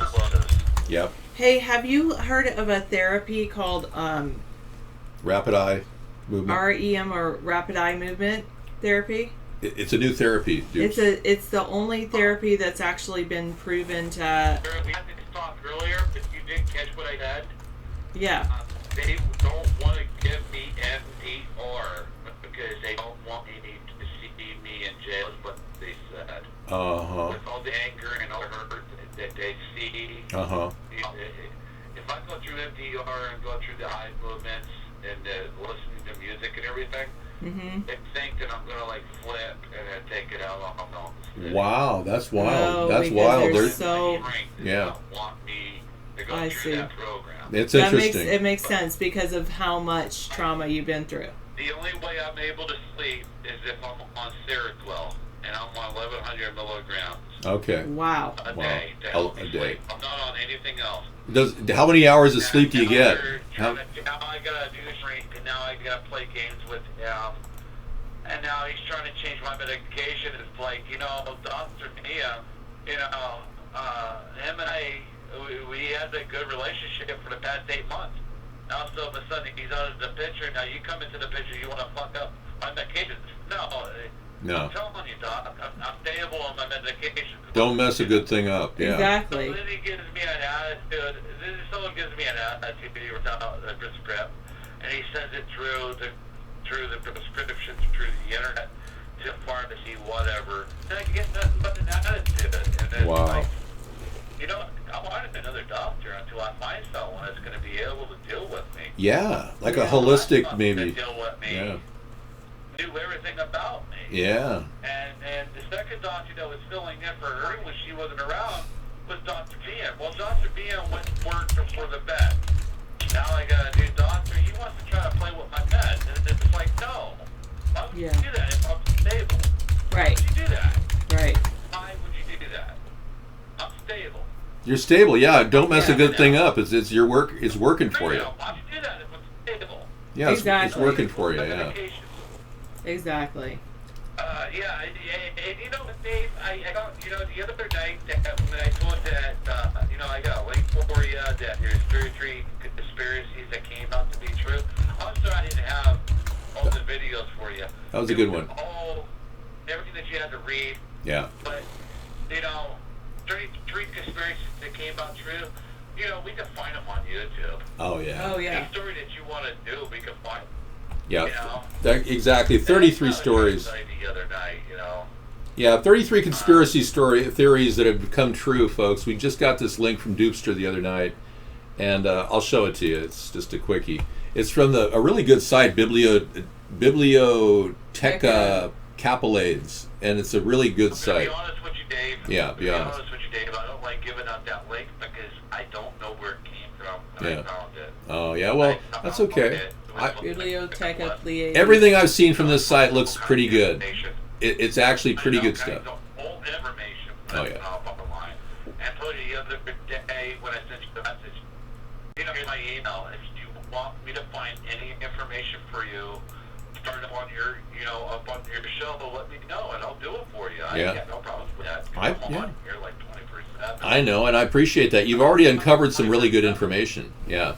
You've already uncovered some very interesting information. Dupster was the one that ID'd the El Reno, Oklahoma prison facility as one of the prisons that does biometric chip development for human beings, to chip people. And El Reno happened to be the place where Obama released 46 drug dealers from that prison. When I found that out about the Yeah. MK, about the MK Ultra, Yep. when I was stationed at Twin Palms in California, there was an area that we were not allowed to go to, and it was highly secured.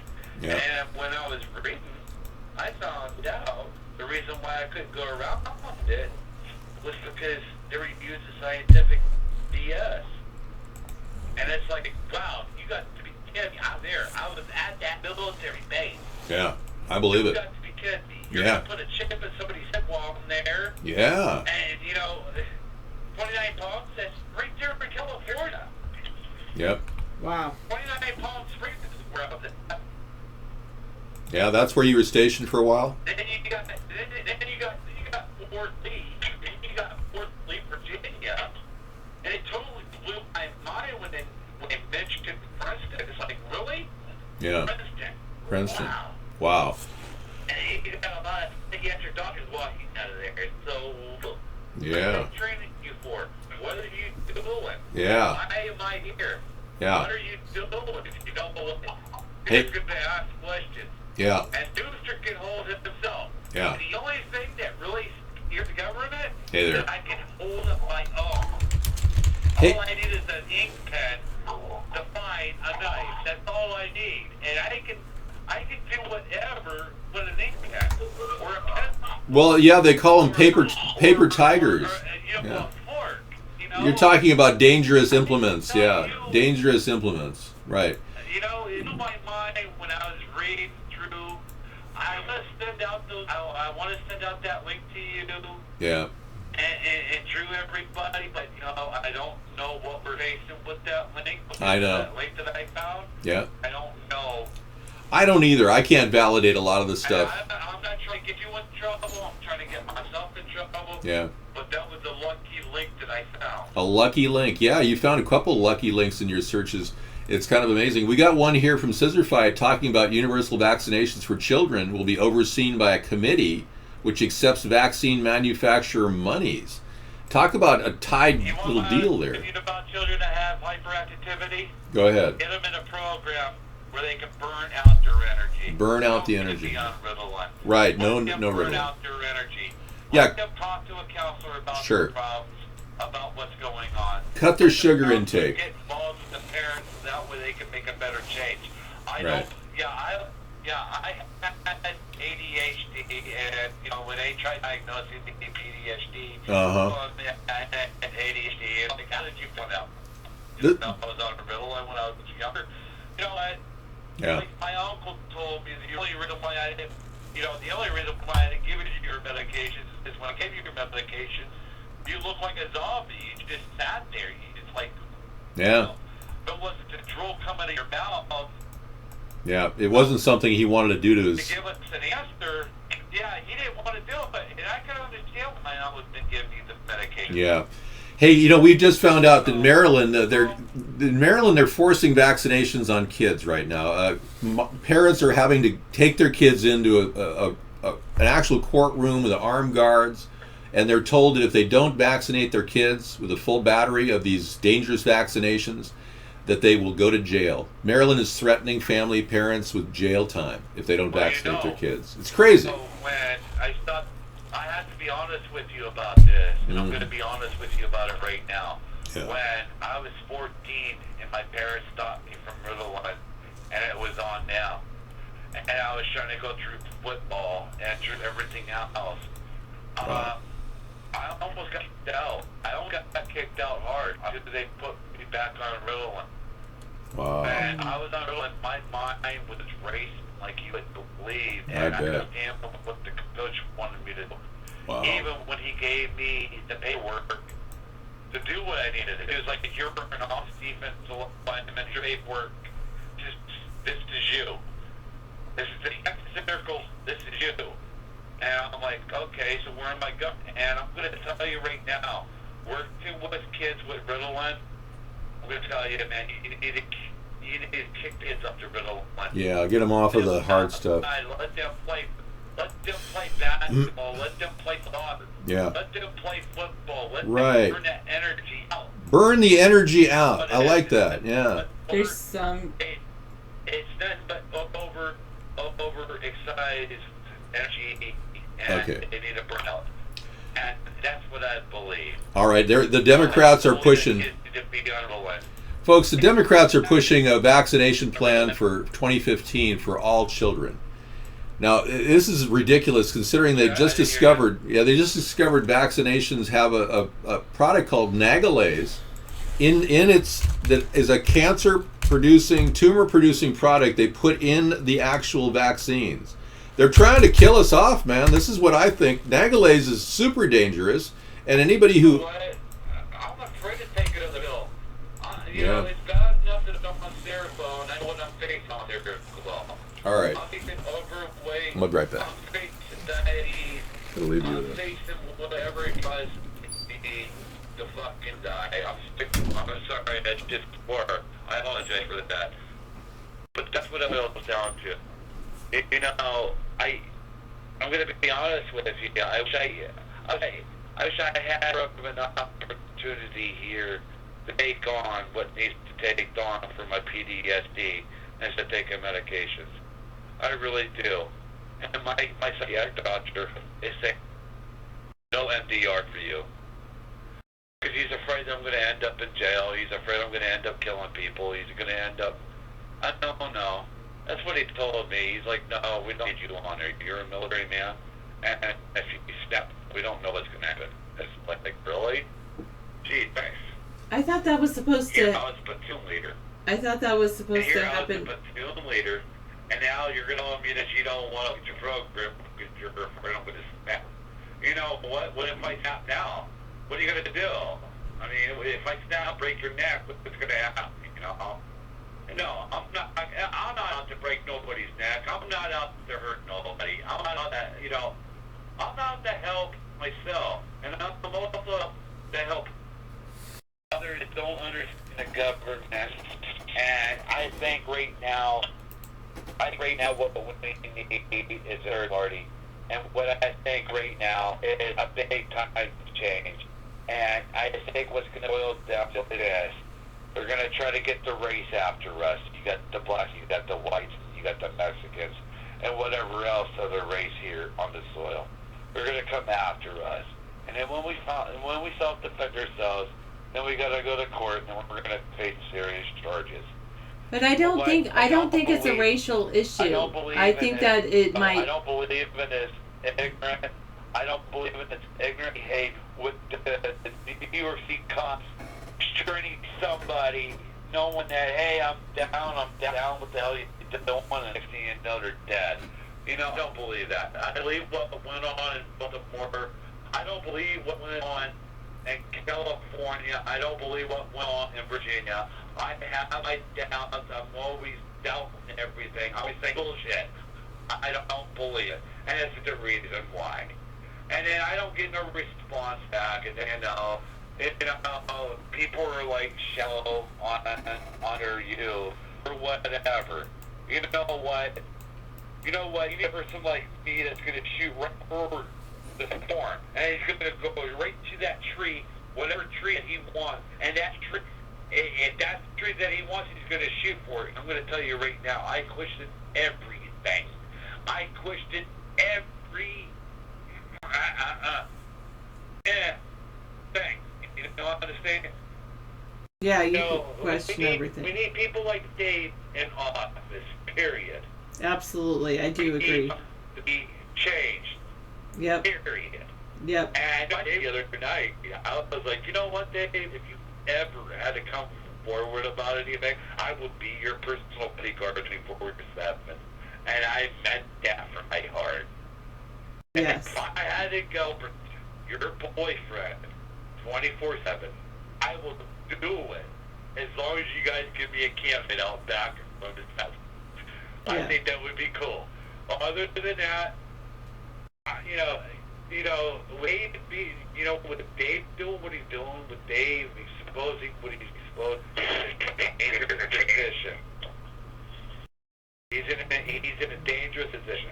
Yes, it is definitely a dangerous position. With them not getting the media because he doesn't support, or I think it's bullshit. I really do. And you know what? You got a Marine that'll speak out and say, we're not supposed to be at work. This is a civil war that has nothing to do with us. Right. Why are we here? You know, they don't want like me. They don't want people like A. They don't want people like you stepping up to the plate and asking questions. They don't want that. And in fact, they I think what's going to be that good for their own personal, make a buck in their own pocket, and make the American like an asshole. I can tell you right now, go through any chat room. You can go through any chat room. England, British, Australia, Germany, they'll tell it to you. Your government is fucking you. Your government is fucking you. Yeah. Why are you doing this to yourself? And we are the ones that we have the right to vote for who we want in office. It's not scared to stand up. And we do need average Americans in office. I found David Blaine. I found Dave Bond. He is my speaker. He is my leader. But what I needed to do in order for him to get into the office is exactly what I'm trying to do. I got 1,700 groceries printed out. Did you know that when I tried handing out groceries, and this is what I did, I put a brochure in a zip plug that with a pebble, and I dropped it off in people's driveways. I was threatened to be arrested because of that. I'm like, really? Yeah, that's unbelievable. I'm like, really? You're going to arrest me because I put a posting in somebody's head, or I just dropped it in somebody's driveway? Is that what you're going to do? Yeah, what charge were they threatening? Littering or what? Did they say? Disorderly conduct. It's what they told me. Disorderly conduct. And disorderly conduct, that is just a summons charge. And it's like, really? Is that what I'm facing? I'm like, okay. I was like, were you in the military? He would not answer me. He would not answer me if he was in the military or not. I'm like, oh, okay. I'm like, well, guess what? As soon as you got me, apprehended, I'm going to act like an asshole. And that's exactly what I did. Those cops were pissed when they put me in a holding tank. Now wow. We're going to sing. And all you were trying to do is just distribute political literature. Sue, don't take your love to town. But the cops came in and said, quit being an asshole, quit being a brick, and just lay me down with you. I'm like, I was an asshole. And that was the Erie Police in Erie, Pennsylvania. Wow. Wow. And you're just trying to distribute political literature. All I did was put everything in a Ziploc bag with a pebble and dropped it off on her doorstep or the driveway.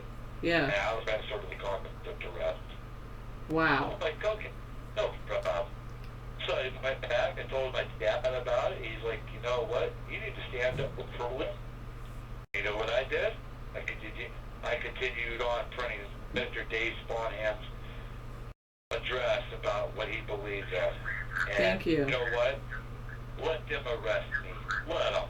Thank you so much. Problems, but Yes. you know what? What's county time compared to what you went through in the Marine Corps? It's nonsense. Come on. Right. You know, I could be helping the other guy white he's right there. You know? You got me on the disorderly conduct, you got me at hours without mail, no problems. I'll make a circus out of this. Yeah. Exactly what I did. Good. I appreciate all of your support. I'm not a big going to jail. The county's nothing but a mind game. That's all that is. Yeah. You got a 2-inch window and you're looking out it, and you're trying to try to break it from what you're facing. Everything is a mind game. And it's like, okay, we're playing mind games here. You got a lot of young bucks here that know nothing about what's going on. So it's like, young buck, you ain't got nothing but this is no shit charge. Come on, you do this anything bad. It's like that. It's not like that at all. I had to come with this when I went up in there. Wow. All right, cool. You know what? I ain't got no problem. Yep. In sponsoring Dave. Thank you. I ain't got no problem to continue on doing what I was directed. We have to do something. Don't do it or you're going to go to jail. We have to try at least. We can't be like a... Because you know what? Yeah. The minute I get out, I'm going to get on Sponheim's TV show and let him know exactly what went on. Yeah. And you did. I appreciate that. I went and contacted a lawyer. He told me, he was like, that's all public property. You've done nothing wrong. Continue to do what you want to do. You want to spread your words? Spread your words. What is it that you're doing that's wrong? I was like, I don't know, but they threatened me. They pulled me over. Yeah. I had that big bag, and they told me, spread out the word, they're going to run me for this sort of... No, it wasn't about saying the word. They told me to continue on dropping off pamphlets in people's property they would get me for disorderly conduct. And I was like, really? You're gonna take me? Yeah, for custody because I'm dropping off pamphlets. Really? Have you ever served into the military? You can tell you served into the military. Yeah. Because there's certain tattoos that you see on them. And it's like, really? You want to? Really? You want to do that? I'll make you out to be an asshole. Are you sure you want to do that? Yeah, I want to go on with the show though, Dupster. I mean, you look like an asshole. I don't want you to feel like I'm cutting you off here, but we've got some really shocking information that just came in the room, and I don't even know if Bama's in the room listening, but your children may soon be forced to celebrate Islamic holidays, according to this story from Conservative Post. Wow. They're forcing all kinds of terrible things on the American people, and we're basically being pushed to the edge. This is by design. They're trying to freak America out. Okay, we're dropping. Okay. It's because I'm not holding the phone like this. No, we're dropping out here. We got a cell phone. Oh, yes. Okay. All right. All right.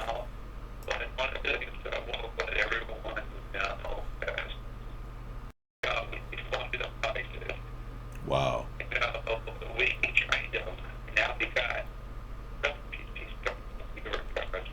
We're losing you, man. Yeah. We're losing you. We can't hear you. Thank you. Your phone is finally dropping out. Thanks for the call, Dupster. All right. I'm going to hang up now. Thanks. Bye, Dupster. Thank you. Thank you. Sorry. That we had to cut him off. For some reason, he's really dropping out. So, according to WTOP, the Montgomery County Public School System has decided to accommodate families who to celebrate the Muslim holiday, whatever. by closing school for students on September 12th. So they're going to close school for students in honor of a Muslim holiday in Montgomery County. Wow. I mean, is this in Alabama?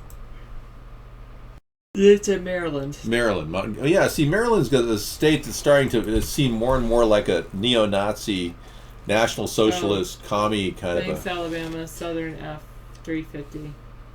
Oh, your phone died too? Southern F3... Okay, we've got stream problems here. Let me drop out of one of the broadcasts. Okay, we're going to say goodnight to one of our broadcasts because we're having some stream difficulty. Okay, we're going to close down on that broadcast, but we'll be back on Monday for Conspiracy Monday. Thank you, guys. Yeah, it's the top of the hour or thereabouts, and we are now entering the after show. Well, let's get into some heavy chat. We had a really good chat with Doopster in Alabama. Queeks 2015 says, yeah, we like that. Alabama, thank you for calling in, and Doopster, great conversation. I'm glad you shared your views, if you can still hear me. Yeah, that was awesome.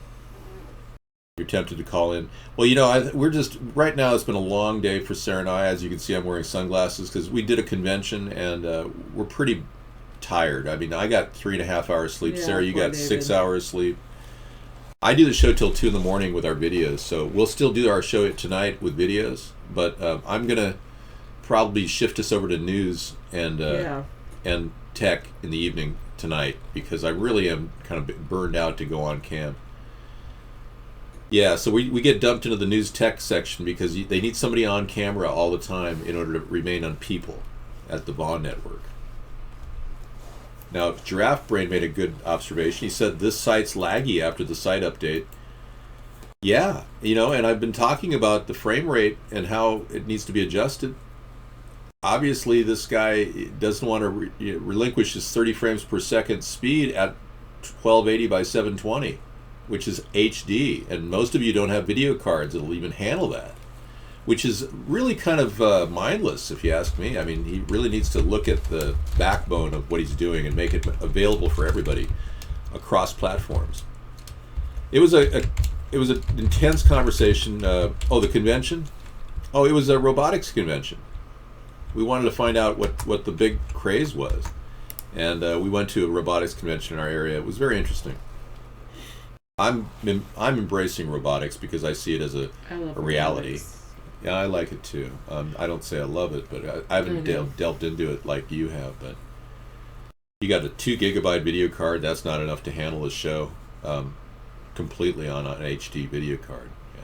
Well, 2 gigabyte video card. I'm sorry. I thought you meant 2 gigabytes of RAM. If you got a 2 gigabyte dedicated video card, you'll have no problem. Yeah. If you have 4 gigs of RAM, you'll have no problem.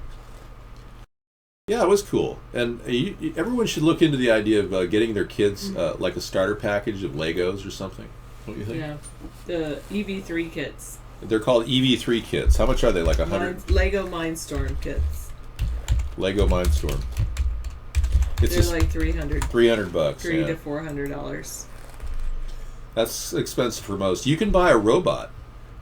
Or go to VexIQ.com or Vex Robotics. VexIQ.com? Vex IQ. Look. Dex? Or Vex. It is Vex, but I don't know if it's Vex Robotics or Vex IQ. Here, I'll look it up. You know, there's a one robot on the market for Christmas. It's $170 out of the box. Mechanoid? Is that Mechanoid, it? yeah. Mechanoid. It's $170 for Christmas, and they say you can build these things in 7 hours if you're really into it. Or 7 years, depending how long you want to work on it per day. Arduino and Raspberry Pi, those are pretty cool.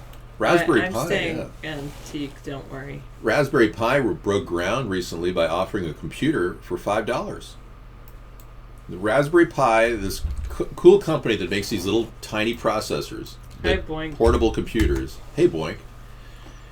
They have this, it's called Raspberry Pi. You can look it up. Yeah. But it's a video card that is a computer unto itself for $5. Wow, Carl. They sold out the first day, and they're processing this. How do you have a computer for $5? That's how cheap it's gotten.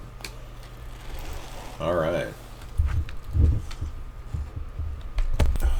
I don't know. I don't think there's less lag if you buy anything. It's really an issue that Mark has to be told. Why did you write him an email? You know, I don't know if enough people are really communicating with Mark. And that may be the part of the problem. Maybe they're not posting on his Facebook account. Maybe he's not as popular as he wants to be. I don't know. An amazing new paste heals cavities without drilling. This is coming from Awesome Carl. Wow. Oh, you have it up there. Okay, thank you. Let me move it over here like you suggest. Wow, the heart attack gun from the CIA. We'll look at that a little later. Amazing new paste heals cavities without drilling. I'm very interested because I've spent a lot of money on my teeth, you know. In general. Everyone does. Eventually. Wow. Yes, we cast on Saturday. Yes, we cast on Saturday. It's a team of researchers in Japan led by Kazui Yagamagishi have come up with a special paste that regenerates the tooth enamel, causing teeth to self-repair. This is an astonishing discovery. Wow. I am excited and wonderful. And why isn't that a 5-star? That should be a 5-star. It's so good. All right, great lead. Thanks for that, Awesome Carl. That'll go to my library of links tonight. She's probably on a date. Serious lag on the film. You know what I'm going to do? I've done this before. It could be the flag. Yes. Could be that dang flag. No doubt. Yeah. Let's just freeze that flag and see if it makes a difference, okay? Yeah, video is not liking a movie picture. Yeah, that's true. Is there a second Mona Lisa? Experts examine claims a version of the Da Vinci masterpiece is held in a private Russian collection. I was told I looked like Mona Lisa. That she and I could be relatives, you know. I was really shocked to hear that from Beekman. Mona Lisa, men have named you. La la la la la la la la la la la. For lack of knowing the words. There you go. Don't take that flag down, no sir. We went and saw the Mona Lisa, the real Mona Lisa. You did? Yeah, you and I did. When? At the Seattle Art Museum. We saw the real Mona Lisa? Yep. And it was like this big. Oh, you're right. God, that was a great memory. I know. I do have a great memory. No, I mean, I remember it now, and I'm thinking, we really did see the real Mona Lisa together. We did. And you know, I look so much like her. You know, it's almost like I could be her. You can see the facial comparison between me and her. You know, she does. It's like literally as big as that, like, picture right there. Yeah. It's even smaller, actually. Well, you know, Leonardo da Vinci may very well have looked like this. They say it was possibly a transgender image of himself. Yeah, the real Leonardo. Yeah, it's very small. That's what they say. The medic.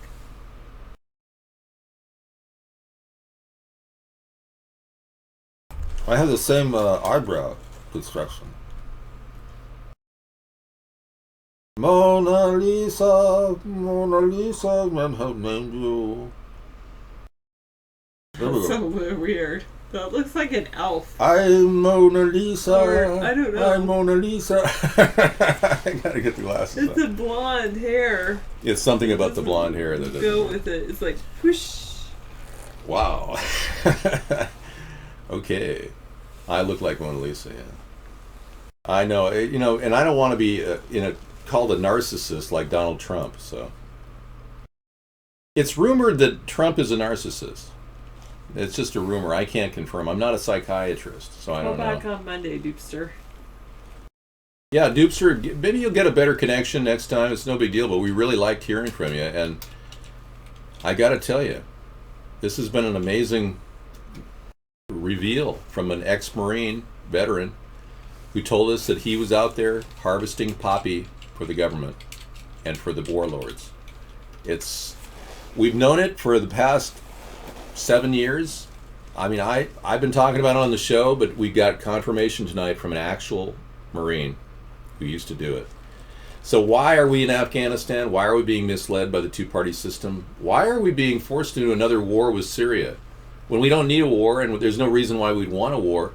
And the American people are being manipulated by false flags. So the government is now questioning Barack Obama and this push for ISIS, claiming ISIS is this terrible agent of doom and terror. And it's becoming more like the government under Obama has been complicit in creating and fabricating the propaganda we know as ISIS by creating a crisis, the ISIS crisis, in order to justify war. And also, ironically, these false flags are being used to encourage gun control. Wow, how predictable. That's all they think about, these liberals. It was very enlightening, yeah. And many of us didn't realize this from hearing it from a Marine, because I've talked about it, but it's hard to. I can talk about anything. I don't have a military clearance. I'm just an average citizen that pieces things together like you. Yeah, and they're pushing for a one world government, so we have to stand up to them. We Americans have got to stand up to these globalists that are trying to control our country, our future, our resources. They even own our gold, We own our gold, but they hold it. The World Bank is holding $32 trillion of American gold from acquisition from Germany and Japan. And if we got that back and dissolved the Federal Reserve, we can easily pay back our $18 trillion debt, and every one of you could get $100,000 in return. I'm serious. I mean, this whole country is rich, and we don't even know it. We've allowed the central bank, the Federal Reserve, and people like Donald Trump who support the Federal Reserve, and people like Hillary Clinton who support the Federal Reserve, we've allowed these people to pull the wool over our eyes and try to force this one world government down our throats, thinking that they're going to lie to us, deceive us, win our votes somehow with all their money and all their media time, control the media, censor people like me from reaching out on a third-party effort, and then sell us down the river. That's the best way to describe it. Sell our nation down the river. These prostitutes, they'll do anything for money. Some of these political prostitutes, they will sell everybody down the river. That's in their nature. They don't care. And in their mind, well, somebody's got to do it. Might as well be them. That's how they justify it. Somebody's got to commit an evil act. Might as well be them. That's what they say. I'm serious. There's a lot of things that we're not going to correct, even if we have a third party right away. It's a slow process of weeding out the corrupt ones from our government. It's going to be very difficult.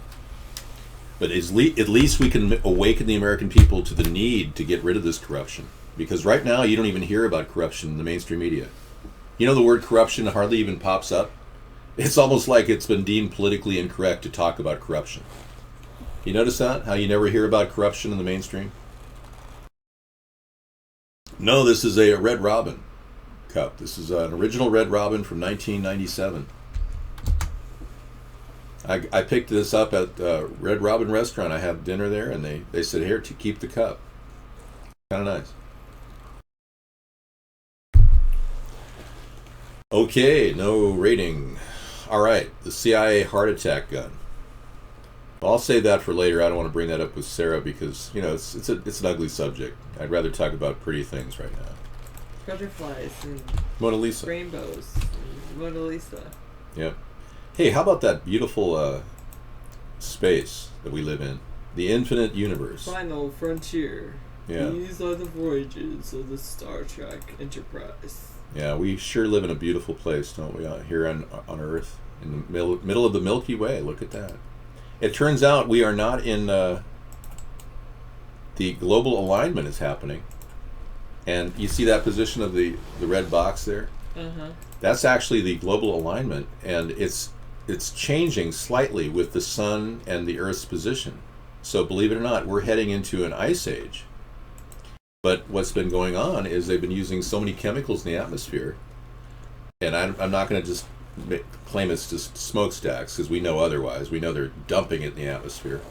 Sarah and I may differ on the subject, but I seriously believe that they're dumping chemicals in the atmosphere, and I can prove it.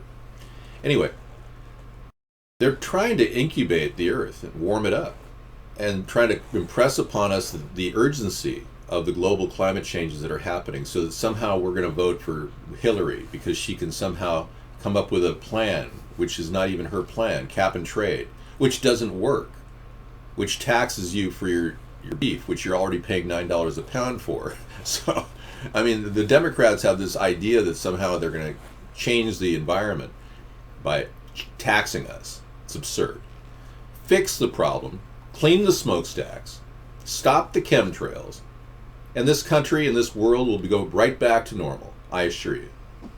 Right now, they're trying to rip a hole into the ozone and screw our nation up. That's a good one. That's the slap Kirk one. This will wake you up. This is the slapping Kirk. You can do it automatically now, just hitting a button. Oh, and it has sound effects too. You know, it's not executing right, so I'm going to pass on that one. If you want me to play a picture of Captain Kirk slapping himself, I can certainly do that. I'm not going to talk about time travelers right now. Thank you. That's a Monday show. That's our Conspiracy Monday show. That's a better format for Captain Kirk. I have a picture of Captain Kirk somewhere here. Problem with having so many pictures is I've lost track of my alphabetical. I mean, I need to reorganize it. Oh, here we go. This is the Shatner. Oh, the one where he's just smiling, winking his eyes. I can't believe that guy's in his 80s. I mean, it's amazing how well preserved he is. And I think one of the key reasons why he has such a good look now, you know, William Shatner. When you look at William Shatner, you're seeing a guy slap himself, you know. This is good for skin tone. I think, now ladies, don't do this to yourself. You don't need to. But yeah, just lightly slapping yourself might help. But yeah, this guy looks pretty good for his age, I'll tell you that. That's one thing I can say about William Shatner. He ages really well, you know. I don't know what the deal is here. Look at that guy. You got to admit that's a pretty good aging process, right? Well, go to the next one next to it. This one. Ah, okay. You want to show him in the worst possible light. Sarah wants to show him the worst possible light. Is this one right here? Okay. We're up and running here with the new Shatner. Still not bad. Not bad for an 80-year-old guy, I'm telling you, blinking away. That doesn't look like him, though. Scotty, beam me up. I think that's someone trying to look like Shatner. You sure? I don't think that's actually Shatner. Okay. But I do think that's Shatner. Oh yeah, let's take a look at the Shatner we've all grown to his, like, jacket. To love to hate. Oh, love to love. You know, jacket open, like, fully exposed. There's the Shatner, yeah. Scotty, send me some more. I'll take another gin and tonic. I'll take 5 more hair plugs, please. And beam me up. I don't know what it is. Plastic surgery, Botox. Yes, he did find his wife in a pool. He found his wife in a shallow spa or something. You know, she had died, drowned in her own. And I don't know. I mean, between William Shatner's story and Natalie Wood's story, and oh yeah, the Christopher Walken story and Natalie Wood, and the other guy who takes a thief, Robert Wagner. I mean, that's all really kind of weird stuff when you think about that stuff. You know, it's like maybe something's up, but I mean, there's no evidence any foul play happened. In case of Natalie Wood, though, I believe that there was. And I think we have enough to open the investigation again. I think Natalie Wood would love that. Dr. Dave, carefree with special guests. Look at that guy. He looks just like me. Isn't that interesting? He does look similar. You're worried. Are you trying to out me, man? On all my other identities. You've been looking online for so long that you're getting close. You're not him. You're trying to find me online, aren't you? You think I have a show named Dr. Dave Carefree? It's hilarious. Boy, I do look a lot like that guy. You do look a lot like him, that's true. Especially with these sunglasses on. Dr. Dave Carefree. Thanks for finding that. I always wanted to know what I looked like. And if you listen to this guy, you can find out what you sound like too. Oh, is there an actual voice attached to it? I don't know. Is the voice attached to the face? That's kind of weird. Yeah, it is weird. Who gave us that link? I don't know. Somebody that said. Sarah has nice long hair. Yeah. Huffington Post. Global Climate Agreement. Someone that said David. Smooth Queeks. jazz. Dave plays smooth jazz guitar. C page. Oh. Queeks. It's Queeks. Queeks is the guy. Yeah, there you go. You can change your name. Admiral says he's telling Doopster to change your online name to somebody else. Yeah. That's an interesting point. Why? Doopster's not afraid. The CIA should take Doopster and have them work for them. Asinka says his father's 55. He has amazing hair today. He transplanted all of his hair in California, and it all grew back. Well, that's because I guess everything is dehydrating in California, and only your dad's hair is growing. There must be a yin-yang to the universe. Oh, he's not running? Well, I'm running for president, so, I'm not running from the presidency. You look like Mickey Rourke, really. Have a look at my profile, LOL. All right. He's just telling you back, Admiral, he's not afraid. This is an interesting thing about Doopster. He faced life and death situations for 5, 7 years? You were in the military 18 years? 18 years he was in the military, facing life and death situations, ending up doing some things for the government, which he himself wouldn't have done if it was his choice. He has nightmares from the things he's done or seen, and he doesn't care. It's like, okay, this is the deal. I've faced far more threats in battle than anybody can come at me with some threat from the ether. Yeah, yes sir, 18 years. I don't know. I don't do hair transplants, so I don't have that problem, but yeah, I can understand why guys who want to have, that look of youth do hair transplants. Sure. I can understand it. If they have the money, I imagine that's something they'd want to do. Women do it too. I understand we're facing a lot of hair thinning in our society. I see it all around. I noticed that a little bit today, at the convention. I think it could be a result of radiation, low-level radiation from Fukushima. Could be. You don't know. Our government's doing next to nothing to test the radiation coming onto our shore. Intertidal zones, we're seeing death, fish showing up on the shores, and the government's doing nothing.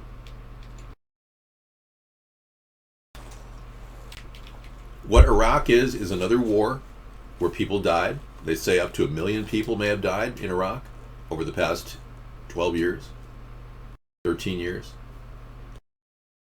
14 years, actually. Our engagement in Iraq has been a long, long time.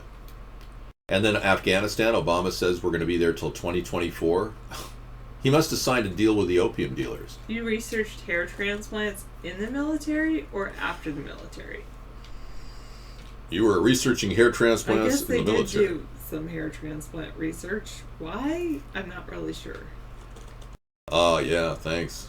Glad you came back alive and survived to tell us about it, Doopster, because a lot of people don't know. Are you gonna listen? Are you gonna link us to that, Yabi?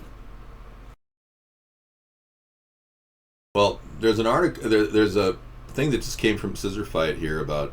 Yeah, a lot of people don't trust the government to protect us from terrorism, especially when we're bringing in all these wonderful people from. Yeah. Overseas. What's happening is a confluence of events. Trusting in government as protected against terrorism is a new low. 67% say acts of terrorism are very likely in the U.S. Well, I think that's partly because of the propaganda they're feeding us. They're giving us a heavy dose of propaganda right now. That somehow they're terrorists are attacking, they're beheading people with green screen backgrounds and no blood. And there's all these horrible green screen beheadings going on. looks like Hollywood, and a lot of that stuff is coming up with mixed feelings. I don't trust the government on many levels because they're lying to us. You may not trust the government because they haven't done enough to stop these events around the world. You may have different justification than I do. But either way, we both come to the same conclusion. War is hell, and we don't need more war. No more war, that's right. We're done with that. And the war has always been a rich man's game. It's about bankers creating a diversion or profiting from both sides, or both. They create a diversion, they create a problem, they start a war, they then have to fight the war. Young men, women may die, will die as a result of their actions, and they make money on the weapons. So as sick as this sounds,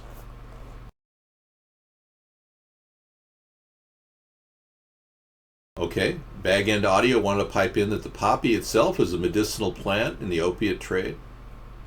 Okay, well, I don't know anyone who's addicted to opium, but I'm sure I've met a lot of morphine heads and heroin addicts. Opium hasn't really hit the open market since the 1890s that I know of. I haven't seen it since I was in an opium den in New Orleans in 1892 with a man named Mark Twain.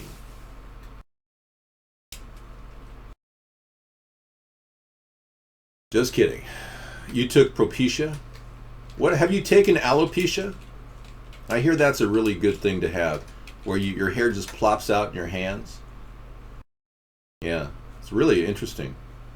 I was exaggerating. I didn't have any opium in my life in that den with Mark Twain. I refused to smoke. I said, "Sir, that'll make you crazy." So somebody said they were going to be interviewing me for the new 50 Shades of Beige, and I really am kind of impressed. I know I've had blonde, ginger, beige, gray. I'm anxious to do that interview. Oh, so alopecia is something men want, male pattern hair loss. Nice. How can I order some of that? We need a war like I need hair loss. That's the best way I could describe it.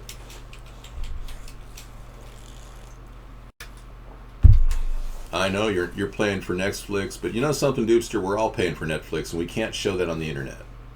That is a complete right issue, for sure. We can't do that. And we aren't able to play a lot of songs that Scissor Fight sends us, so now I have a reason to do a night show and play music in the evenings as I extend my shows out. Now tonight I'm not going to be doing the People Room past 9 o'clock. We shift over to News and Tech. And that's just videos. But I'll be in and out of the chat room. I'm going to take a night off with Sarah, and we're going to watch some Netflix and relax and, get comfy and probably fall asleep in our easy chairs or something, or in our, comfy bed. Yes. The feminine revolution that occurred. Yeah. The feminine revolution that occurred is really, and they keep pushing this, is really to get two people working in the workforce. And if it wasn't for the generation of women that, broke out and got jobs, a lot of you men would be, flat broke right now with nothing to do with your time and no woman in your life. So women are working harder than men now. That's what's happened, Beekman, statistically. There are more women employed, they're making more money than men. It's just the nature of our society right now. And in a way, it's the feminine revolution kind of inspired that. Got to agree with that? Oli says, yeah, thank goodness she's working, and Drag King finds this comedy. Hey, thank you so much. I'll give you a back rub later. You're done. I was going to just write something down, and I'll give you a break. You've given me a break. You can just take it easy. Well, I'm trying to support you by letting you take the rest of the show out. Oh, yeah, right. You went to that conference with me. Well, I enjoyed the conference. It was weird, but I enjoyed it. You did enjoy it? Yeah. Thank you. Well, the first thing somebody said would you like to find out about our robot system? And they walked right up to me, and it's like, yeah, okay. And I walked up and I talked to a lot of people. People who know about robots are the wonderful robotic people in the world. Good job, Sarah. So she's getting me inspired to get into robotics. You know. I know. I think I'll get us a robot. Well, I need not just a robot. I need to automate my existence. Automate my existence. I plan on channeling myself as a robot from a remote location, way underground, from a biometrically controlled normally environment. I leave, but Controlled environment. You can leave. It's okay. You know you want to. sometimes I want to. Well, after a long day like this, it's hard not to just take it easy. I know I'm about to I didn't even yawn. I'm past yawning. We're entering another dimension. You're entering another dimension. A dimension I'm of both. just glad Dupster called in. He carried most of the show. Yeah, that was great. Dupster and Alabama helped with the show. Now Alabama's he risks his life. You know, he's a. Whoa, I'm getting dizzy. You don't like Asimo? Oh, really? What about Osmo? Osmo? Osmo? No. Osmot. Ozobot is cool, but I was thinking there's this Osmo where you can attach it to your iPad. It's pretty cool. Really? And I can play Oompa Loompas in the background. We are the Oompa Loompas. I do have a desire in life to solve problems and teach others how to do it too. Yes, Hydroglow, you are right. You're right. It's my desire in life. You know, I want to remind you that we have lots of food. I made a couple potatoes. Oh, right. So we can eat. I made some potatoes for us to eat tonight. Why do I not like... You don't like potatoes and butter? They're okay. You're not into potatoes and butter? Let me show you a picture that was banned in the Seattle Times. The Seattle Times fired the photographer that took this picture and put it out there. This is during the Iraq War. The original Iraq, Gulf War II. Can you imagine firing someone for showing the truth? And you wonder, are we living in a controlled disinformation propaganda society? That's proof right there. Well, I like the good old butter. You know, Julia Childs, who I also look like, I might add. I was shocked when I couldn't believe it, but I'm thinking of doing a Julia Childs impersonation because I truly look like the all-time greatest. Yeah, just dress up in a hairdo like this, and let me see if I can pull it off. You better go read that Buck First Track, King. I look like Mona Lisa and Julia Childs. Mona Lisa, bon appetit. That's Julia Childs. Yeah, there she is. That's what you... Look at, she has the same nose. Really wants butter. She loved butter, and she said that butter is like God gave us a little bit of heaven here on earth. Butter is like a little bit of heaven on earth. Bon appetit. Still. Yeah, I look a lot like her. I mean, it's pretty obvious to me. Anyway, butter is like a little piece of heaven on earth, so I recommend butter with your potato. Of course I can impersonate Julia Childs, I just did it. She's the reason why I started cooking. No, she died. She drank wine every day with her meal. Yeah. Bon appetit. Yeah. And she did work for the CIA. You are correct, sir. When hoverboards are outlawed, only outlaws will ride hoverboards. Wow. I know, this is like something about, I don't know, somebody shoplifting while riding a hoverboard. Man casually shoplifts while riding a hoverboard. This is hilarious. Oh, man. I mean, what is the world becoming? I mean, when you think about it. Man, at least it's not a transgender casually shoplifting while riding a hoverboard. That would be different. It's transgender casually shoplifts while riding a hoverboard. Oh, they've been trying to outlaw the self-balancing scooters or mini segways. Yeah, releasing amusing surveillance footage. This week showing a man in a tracksuit rolling into a London supermarket on a hoverboard. Wow. And you want me to play this? I don't care. It's got one video.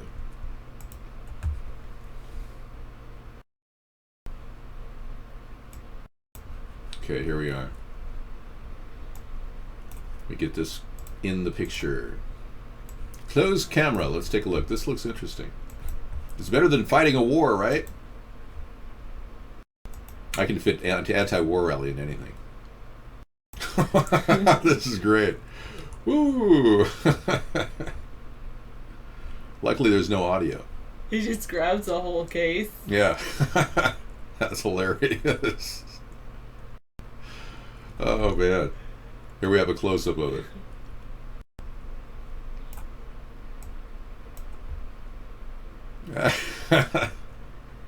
Here are these other people following him. They look like ninjas.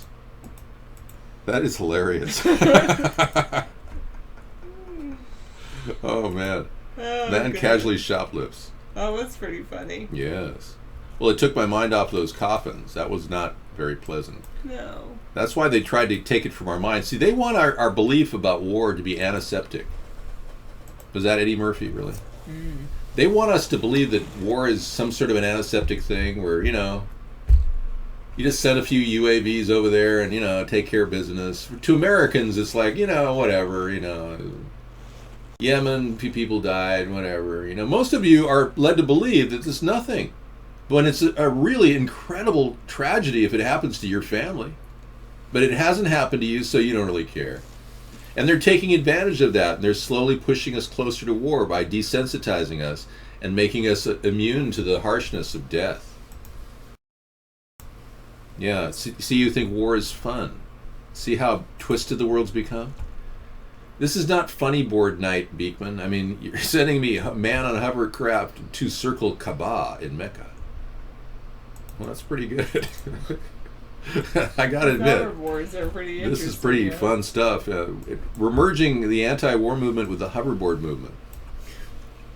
Pretty soon we'll all be hovering around in almost a blissful state in prayer and meditation. Oh, that's what I need. Oh, what, a hoverboard? Yeah, yes. There you go. That would be fun as hell. How much is a hoverboard? Like thousands of dollars? Here's another link. Gosh, you're keeping me busy, aren't you? It's amazing. First. Man arrested for possession of 70 mushrooms has happiest mugshot of all times. Let's see that. I cannot wait to see this. Okay, you ready for the big mugshot of a lifetime? Yeah, I'm ready for the reveal. This is great. Love. They cost 400, 700 to 400. Wow, 400. What? That's a big difference. Love mushroom style. Chewing on the red, white, and blue.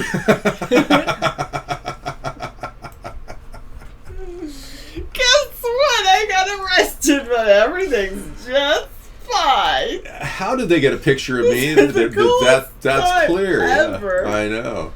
Oh, Wow, God. this is so amazing. Yeah, taking my mugshot. Yeah. What? You're gonna take my picture? Awesome. Yeah, I sure am glad I got my teeth fixed, after that incident. Yeah, poor I almost looked like this guy.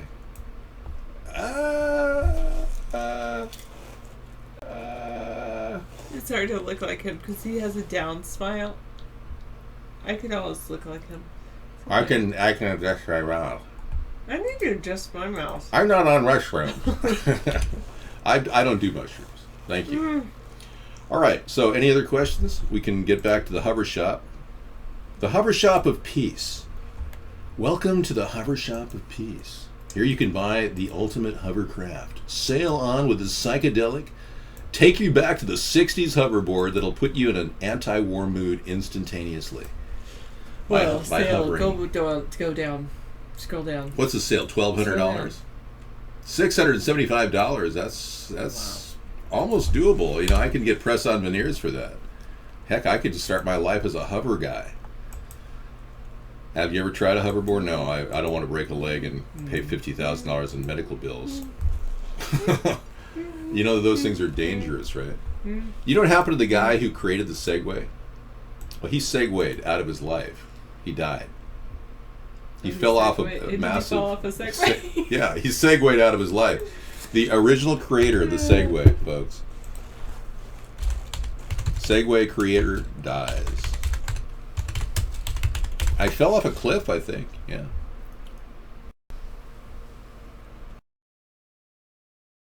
Yeah. 2010, he bought Segway. His name was... off a cliff. From a cliff while riding his own product. Yep, here it is. Jim Hesselden, named Jimmy Hesselden.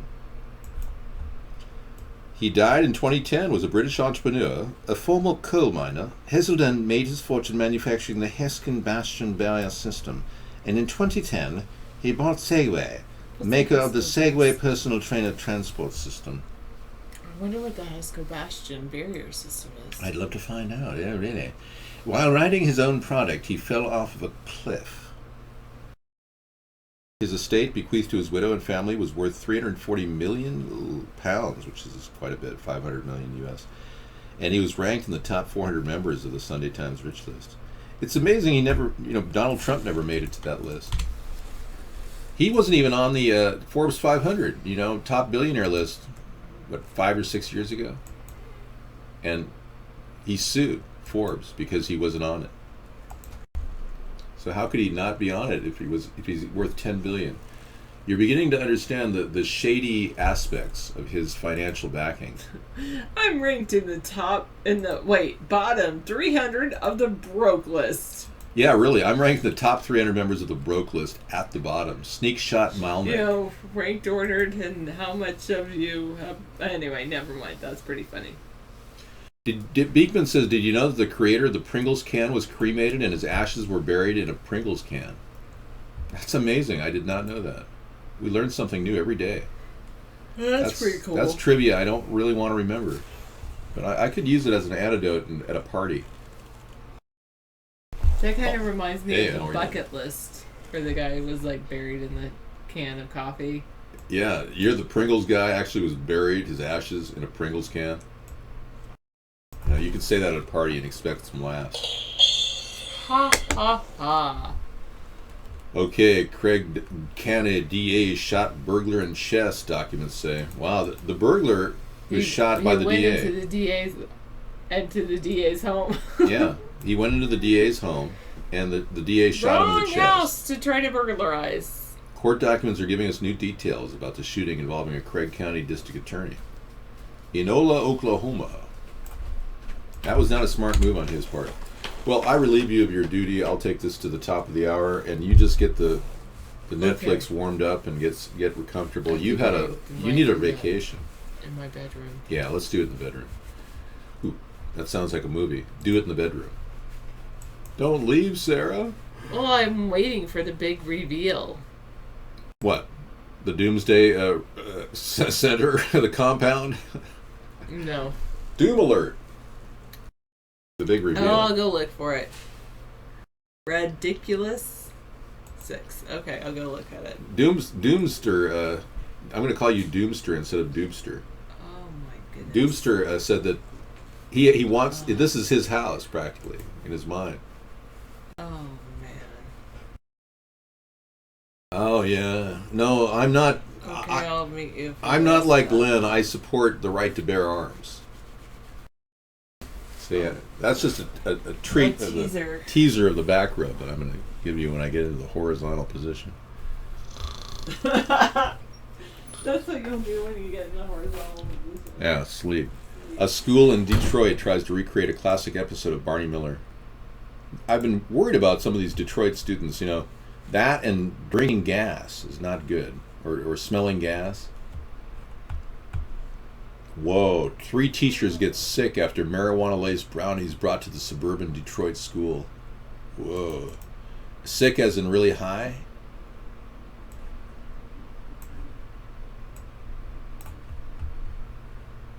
Okay, this is interesting.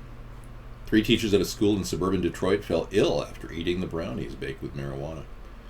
One of the teachers who got sick tested positive for marijuana at a hospital. The 2 others did not seek medical treatment. So they just said, honey, I'm just going to sit down here. I'm getting a little paranoid. I think my students gave me some bad brownies, honey. Hey, you can cut back the comments there, buddy boy. Mr. Tranny. Wannabe. Yeah. Well, this has been exciting. Let's go a little farther into space because I was getting bored. Traveling through the infinite universe. Ooh.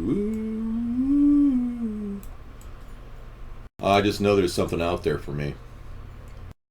There are your soulmates out there in the infinite universe. If you haven't found your soulmate yet, you will in your infinite lifetime. In the hereafter, or if you're an atheist, in the never after. This is it. Make no mistake about it. Your being will somehow connect with another being in the infinite universe. The infinite universe. I love it. Yeah, I'm very, very pleased with our planet and the space that we live in. I can't imagine living anywhere else. Can you? Can you imagine living somewhere else besides Earth and space? I can't. That pretty much covers it, doesn't it? The never after, yeah.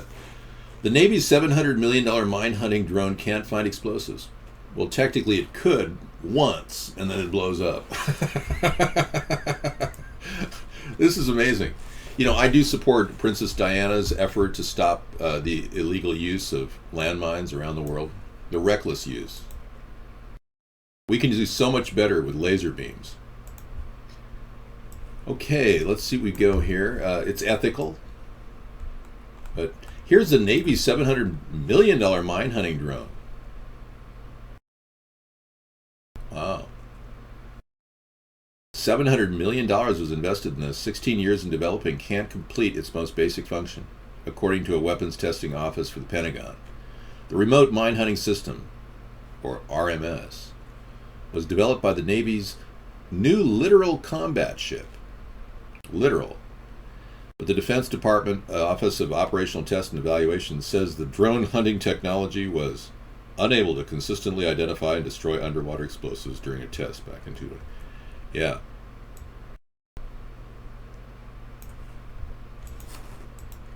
We're going to have to talk to CENTCOM about that and make sure we don't make those mistakes when I'm president. Yeah, bad procurement issues, contracts should be shut down at the presidential level. You remember we had a president at one time named Harry S. Truman, that he delivered the nuclear weapons that stopped the war with Japan, Hiroshima and Nagasaki. Well, Harry S. Truman had this idea. He was from Missouri, and he had this idea called the buck stops here. And I kind of feel that too. I feel like the president should make some tough decisions on spending. And for Obama to rubber stamp all these projects that are now way over budget, like the USS Gerald Ford. Frankly, the USS Gerald Ford could have been scaled back and made a little simpler. It's a massive ship. Granted, it cost, what, $14 billion? But I mean, really, we're paying for a military-industrial complex with wars going on around the world. It's not cheap. And you're wondering why we're in debt? So yeah, another reason to stop war would be to cut the budget. That's got to be the best thing going. I want you to know that I cried the day that Diana died. I was dating this woman in the area. This is before I met Sarah. I was dating this woman who was completely unfeeling, and I was at a bowling alley at the Navy base, I think, back in the day. And I remember looking up at the TV and seeing Diana killed in such a tragic accident, and such a great person. Words can't even describe what kind of a person she was, really. She was everything you'd ever expect. She was like the Princess Grace of our time. If any of you were alive then, of course, many of you are young now. But, yeah, she really, and she wanted to stop the reckless use of landmines. And she would have fought hard for that. She's very, very elegant, naturally elegant woman. Kind of like Sarah in a way. Sarah has that quality, that Grace Kelly, Princess Diana quality, I believe. That's one of the strong attractions I have for her as a person. Okay, 66 snakes confiscated from a Baltimore apartment. Obviously, the snakes found sickly and bad condition. These people were clearly a coven of snake handlers. I know. What are you going to do?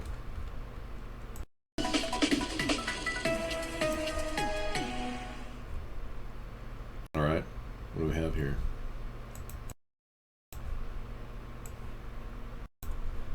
Okay, we've got a constipated news story. It doesn't want to move.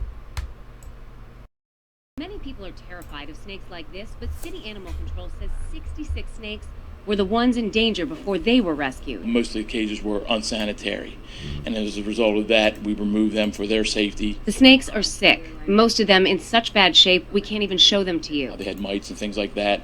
Some of them had decaying rodents inside. Animal Control took them to Barks. We don't turn you away. If there's animals in... Whoa, I don't like snakes to start with, let alone sickly snakes. Hey, Admiral, you're about ready to get completely X'd out of this show if you keep that up. Alright? One last word out of you, buddy, and you're going to be the rear Admiral. And it won't be pretty. Pilgrimage, medieval air files, yeah. Putin orders military to immediately destroy any threat to Russian forces. Well, that's to be expected. I mean, you would expect a guy like Putin to defend his former satellite nation of Syria. Why are we acting like this is such a big shocker? I mean, we've got foreign policy coming from a man with a paper ass. That would be Barack Obama. And I'm sure Hillary's no better. Putin orders military to immediately destroy any threat to Russian forces. Okay, let that be a word of warning to the Western world. Yeah, we're one step closer to the potential for direct conflict with the West. You know, I never thought that the environment for war, especially World War III, could come so quick. But it's coming quick. I never thought that they'd be that out of it to continually push for war with Syria against all odds, that we're ever going to solve any problems with Bashar al-Assad. I mean, that is a democratic ridiculous delusion that somehow we're going to implant democracy in every country around the world. Military documents and studies show that you cannot export democracy around the world.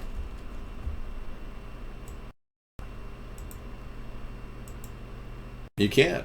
It's a failed military strategy. We don't even have a democracy here. You're happy you're with Sarah. Thank you. Yeah, I am. She was an awesome person to find in my life. I got really lucky. Truly. I don't see how... Well, actually, it wasn't just luck, because I spent 2 years, 11 hours a day, chatting online to meet Sarah. That's a lot of time, 11 hours a day for 2 solid years. And now that she's my Grace Kelly. But there's Grace Kelly. And I'll show you Sarah.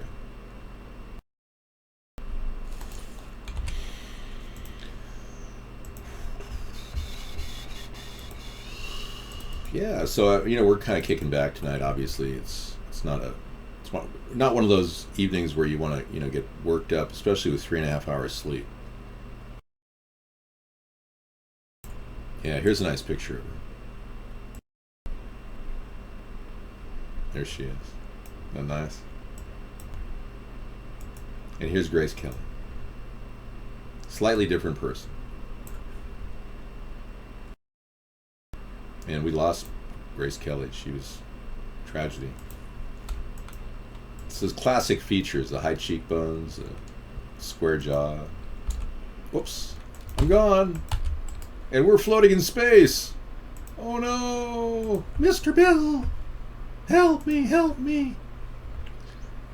Okay, you were aware that Gloria Steinem was a CIA operative. I sure was, yeah. Yeah, we have full knowledge of that. Help me, help me. I'm floating in space somewhere in the infinite universe. Yeah, we have a lot of knowledge about a lot of things that just, don't make sense. Gloria Steinem working for the CIA, yeah. I've got an actual interview with her. She is a beautiful lady, yeah. Yeah, I've got something I could queue up right now, in fact. Oh, we weren't going to talk about the poison gun, were we? No. No, we weren't going to talk about that. Oh, yeah. Okay, I didn't talk about this story. Let me get on the screen in just a second. U.S. agents are in Greece exposed Syrians who sold passports thinking they were for ISIS. Okay, here we go again. ISIS, ISIS, ISIS. It's a non-stop thing. It's like ISIS, ISIS, ISIS. Can't get enough.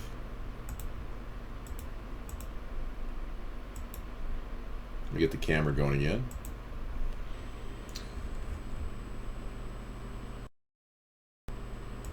Okay, we'll do Glorious Dynam. Let's see.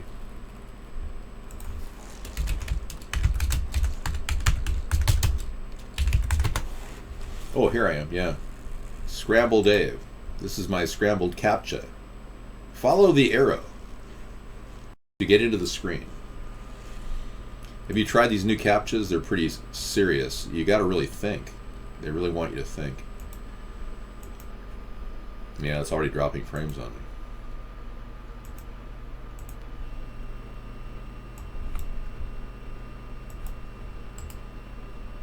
Yeah, I don't know why I start the camera. I'm going to be dropping off the camera in just a second. Wow. Gloria Steinem discussing her time in the CIA. Thank you for that lead. We'll get to that in a second. Whoa. Man, I'm lit up. Gloria, at the festival, you worked for the Independent Research Service. That's right. I'm lit. Exactly when did your own association with the CIA start, and in what fashion? Did they come? Yes. Let's talk about Gloria Steinem and her relations with the CIA. Mr. Bill! I know the millennials don't know what Mr. Bill is. Boy, I'm radiant tonight, aren't I? Yeah. I'd rather hear that David doesn't believe that crap that 9/11 terrorists came from through Canada, baby steps. Squonk, I know for a fact that the 9/11 terrorists came through Canada. So it's not about the 9/11 terrorists. They were probably paid mercenaries. Yeah, we never found those guys. The reason why I know that they came through Canada is I was in Canada, or not in Canada. I was right next to Canada in the state of Maine 6 days before 9/11. And I was in a public library. And I saw a guy that really did look like one of the terrorists, Muhammad Atta. But it doesn't matter. He might have been someone else. But I would have loved to have, said to the guy, "What are you doing?" Because he was online on some sort of it was like a Yahoo account or something, emailing drafts. And I noticed that from the side view. And he looked completely out of place. Completely out of place.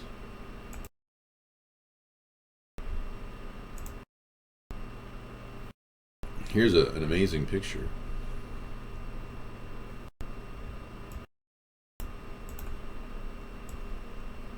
Ooh. Yeah, I wanted to create the halo effect here to end up the show and talk about peace on Earth, all the good things that make Christmas warm and fuzzy, knowing that we're still at peace around the world. But pretty soon it's your peace or the other guy's peace. They're going after gun control. They're going to try to take your peace away from you.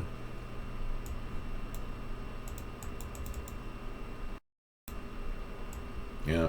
They're also pushing for a war in Syria. That's something that they're doing. You know that. What are you going to do to stop it? I don't really know. Other than to build a third party to stop the two parties, because they both support war. You can see that. It's so frustrating from my perspective, because I don't understand why they're so stupid as to think that we want another war. I don't get that. Yeah. And the American people don't want that either. I know they don't. I bet if you polled everybody in America, they wouldn't want a war. I'll bet 90% of the country wouldn't want a war. I mean, war is nothing but devastation.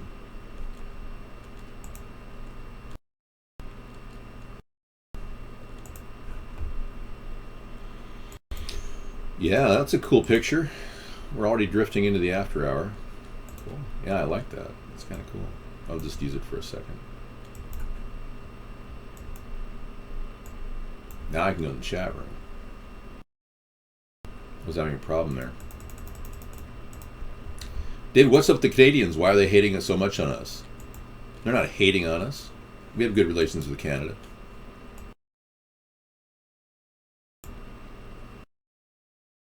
The myth? Yeah, it was a myth, all right. 9/11 itself is, we do a show on Tuesdays talking about 9/11 called Truth Tuesday. Yeah, you lose everything in war, I know, Doopster. And you fought 18 years in the Marines, so you know firsthand what war is. How can anyone want that? Yes, the two parties have merged into one. Vote third party. Thank you. I like that copy. I am at the point where it makes no sense to me. None of the things that are going on in the world, and I'm sure you're probably in the same boat as I am in right now. I can make sense of it, but it's an ugly picture. It's a picture of greed and avarice, huge monetary elitists who control American politics, and censorship going on, preventing a person like me from getting any mainstream media attention. It goes on and on. You guys need to speak out. You need to be heard. Yeah, it's happening in all of the former colonies of England. This is what the elitists are doing. They know that the strongest area in the world is their most threatening area. The elitists, if there was anybody who was going to stop the elitists, it would come from the strongest nation that they think they control, and that would be America. They're going to try to weaken our borders, Australia's borders, Canada's borders, England's borders, even their own country, just to make sure that they stay very, very weak while they continually mold and control our monetary system with their power and force us into wars to, again, weaken us. BMW driver escapes injury in a freak accident. Look at this. Wow. Yeah. That's amazing. I mean, words can't even describe that. Syrians need to fight and bow down to what they believe in. War is ugly. You lose everything. David, you were yeah. Okay, we're up to speed now, and we're no longer taking guest chat tonight. So, if I do come in and open up guest chat, it'll be amazing. Why don't I open up guest chat now, and I'll weed the guest chat down to something more, controllable later if we have to. That was an amazing BMW crash of a massive beam. A beam MW. A beam in MW. Okay, so we've got the updates here on all the different fronts. Putin orders military to immediately destroy any threat to Russian forces. The ante is up on war, everybody. It's getting weird in the world of pre-war activity coming from our president and Putin. At war, a war of words, unnecessary. The Democrats refuse to question anything the Democratic leadership does because they're trying to cling to power. The Republicans don't know what to do with this ridiculous, unbelievable gas bag, Donald Trump. And frankly, if they go with Donald Trump and they think there's some strength in being a bigot and a hateful person, a good, honest American who's not afraid of using freedom of speech will basically deliver a direct verbal strike on his buffoonery, and we will take him down a notch or two. That's my goal if I ever get some mainstream media attention, is to go full on against Hillary and Donald and show the American people the better ideas we have for this country. That's my goal. All right, here's Gloria Steinem talking about her goal to join the CIA. Yeah. All right, thanks for coming in, everybody. We're going to be back on Monday. We take Sunday off. And I want you all to have a good, relaxing Sunday. Yeah, it's kind of one of those things you need to relax and enjoy yourself and kick back. And take it easy, you know? Man finds a $180,000 Dodge Charger Daytona rusting away in a barn. This is curious. Look at that. After sitting dormant in an Alabama barn for decades, this 69 Dodge Charger Daytona will hit the auction block next month in Florida. Wow. That is classic. I must admit, with the big fin in the back, that's rare. Oh yeah. I don't know about 180,000, but all right, take it easy, everybody. Good night.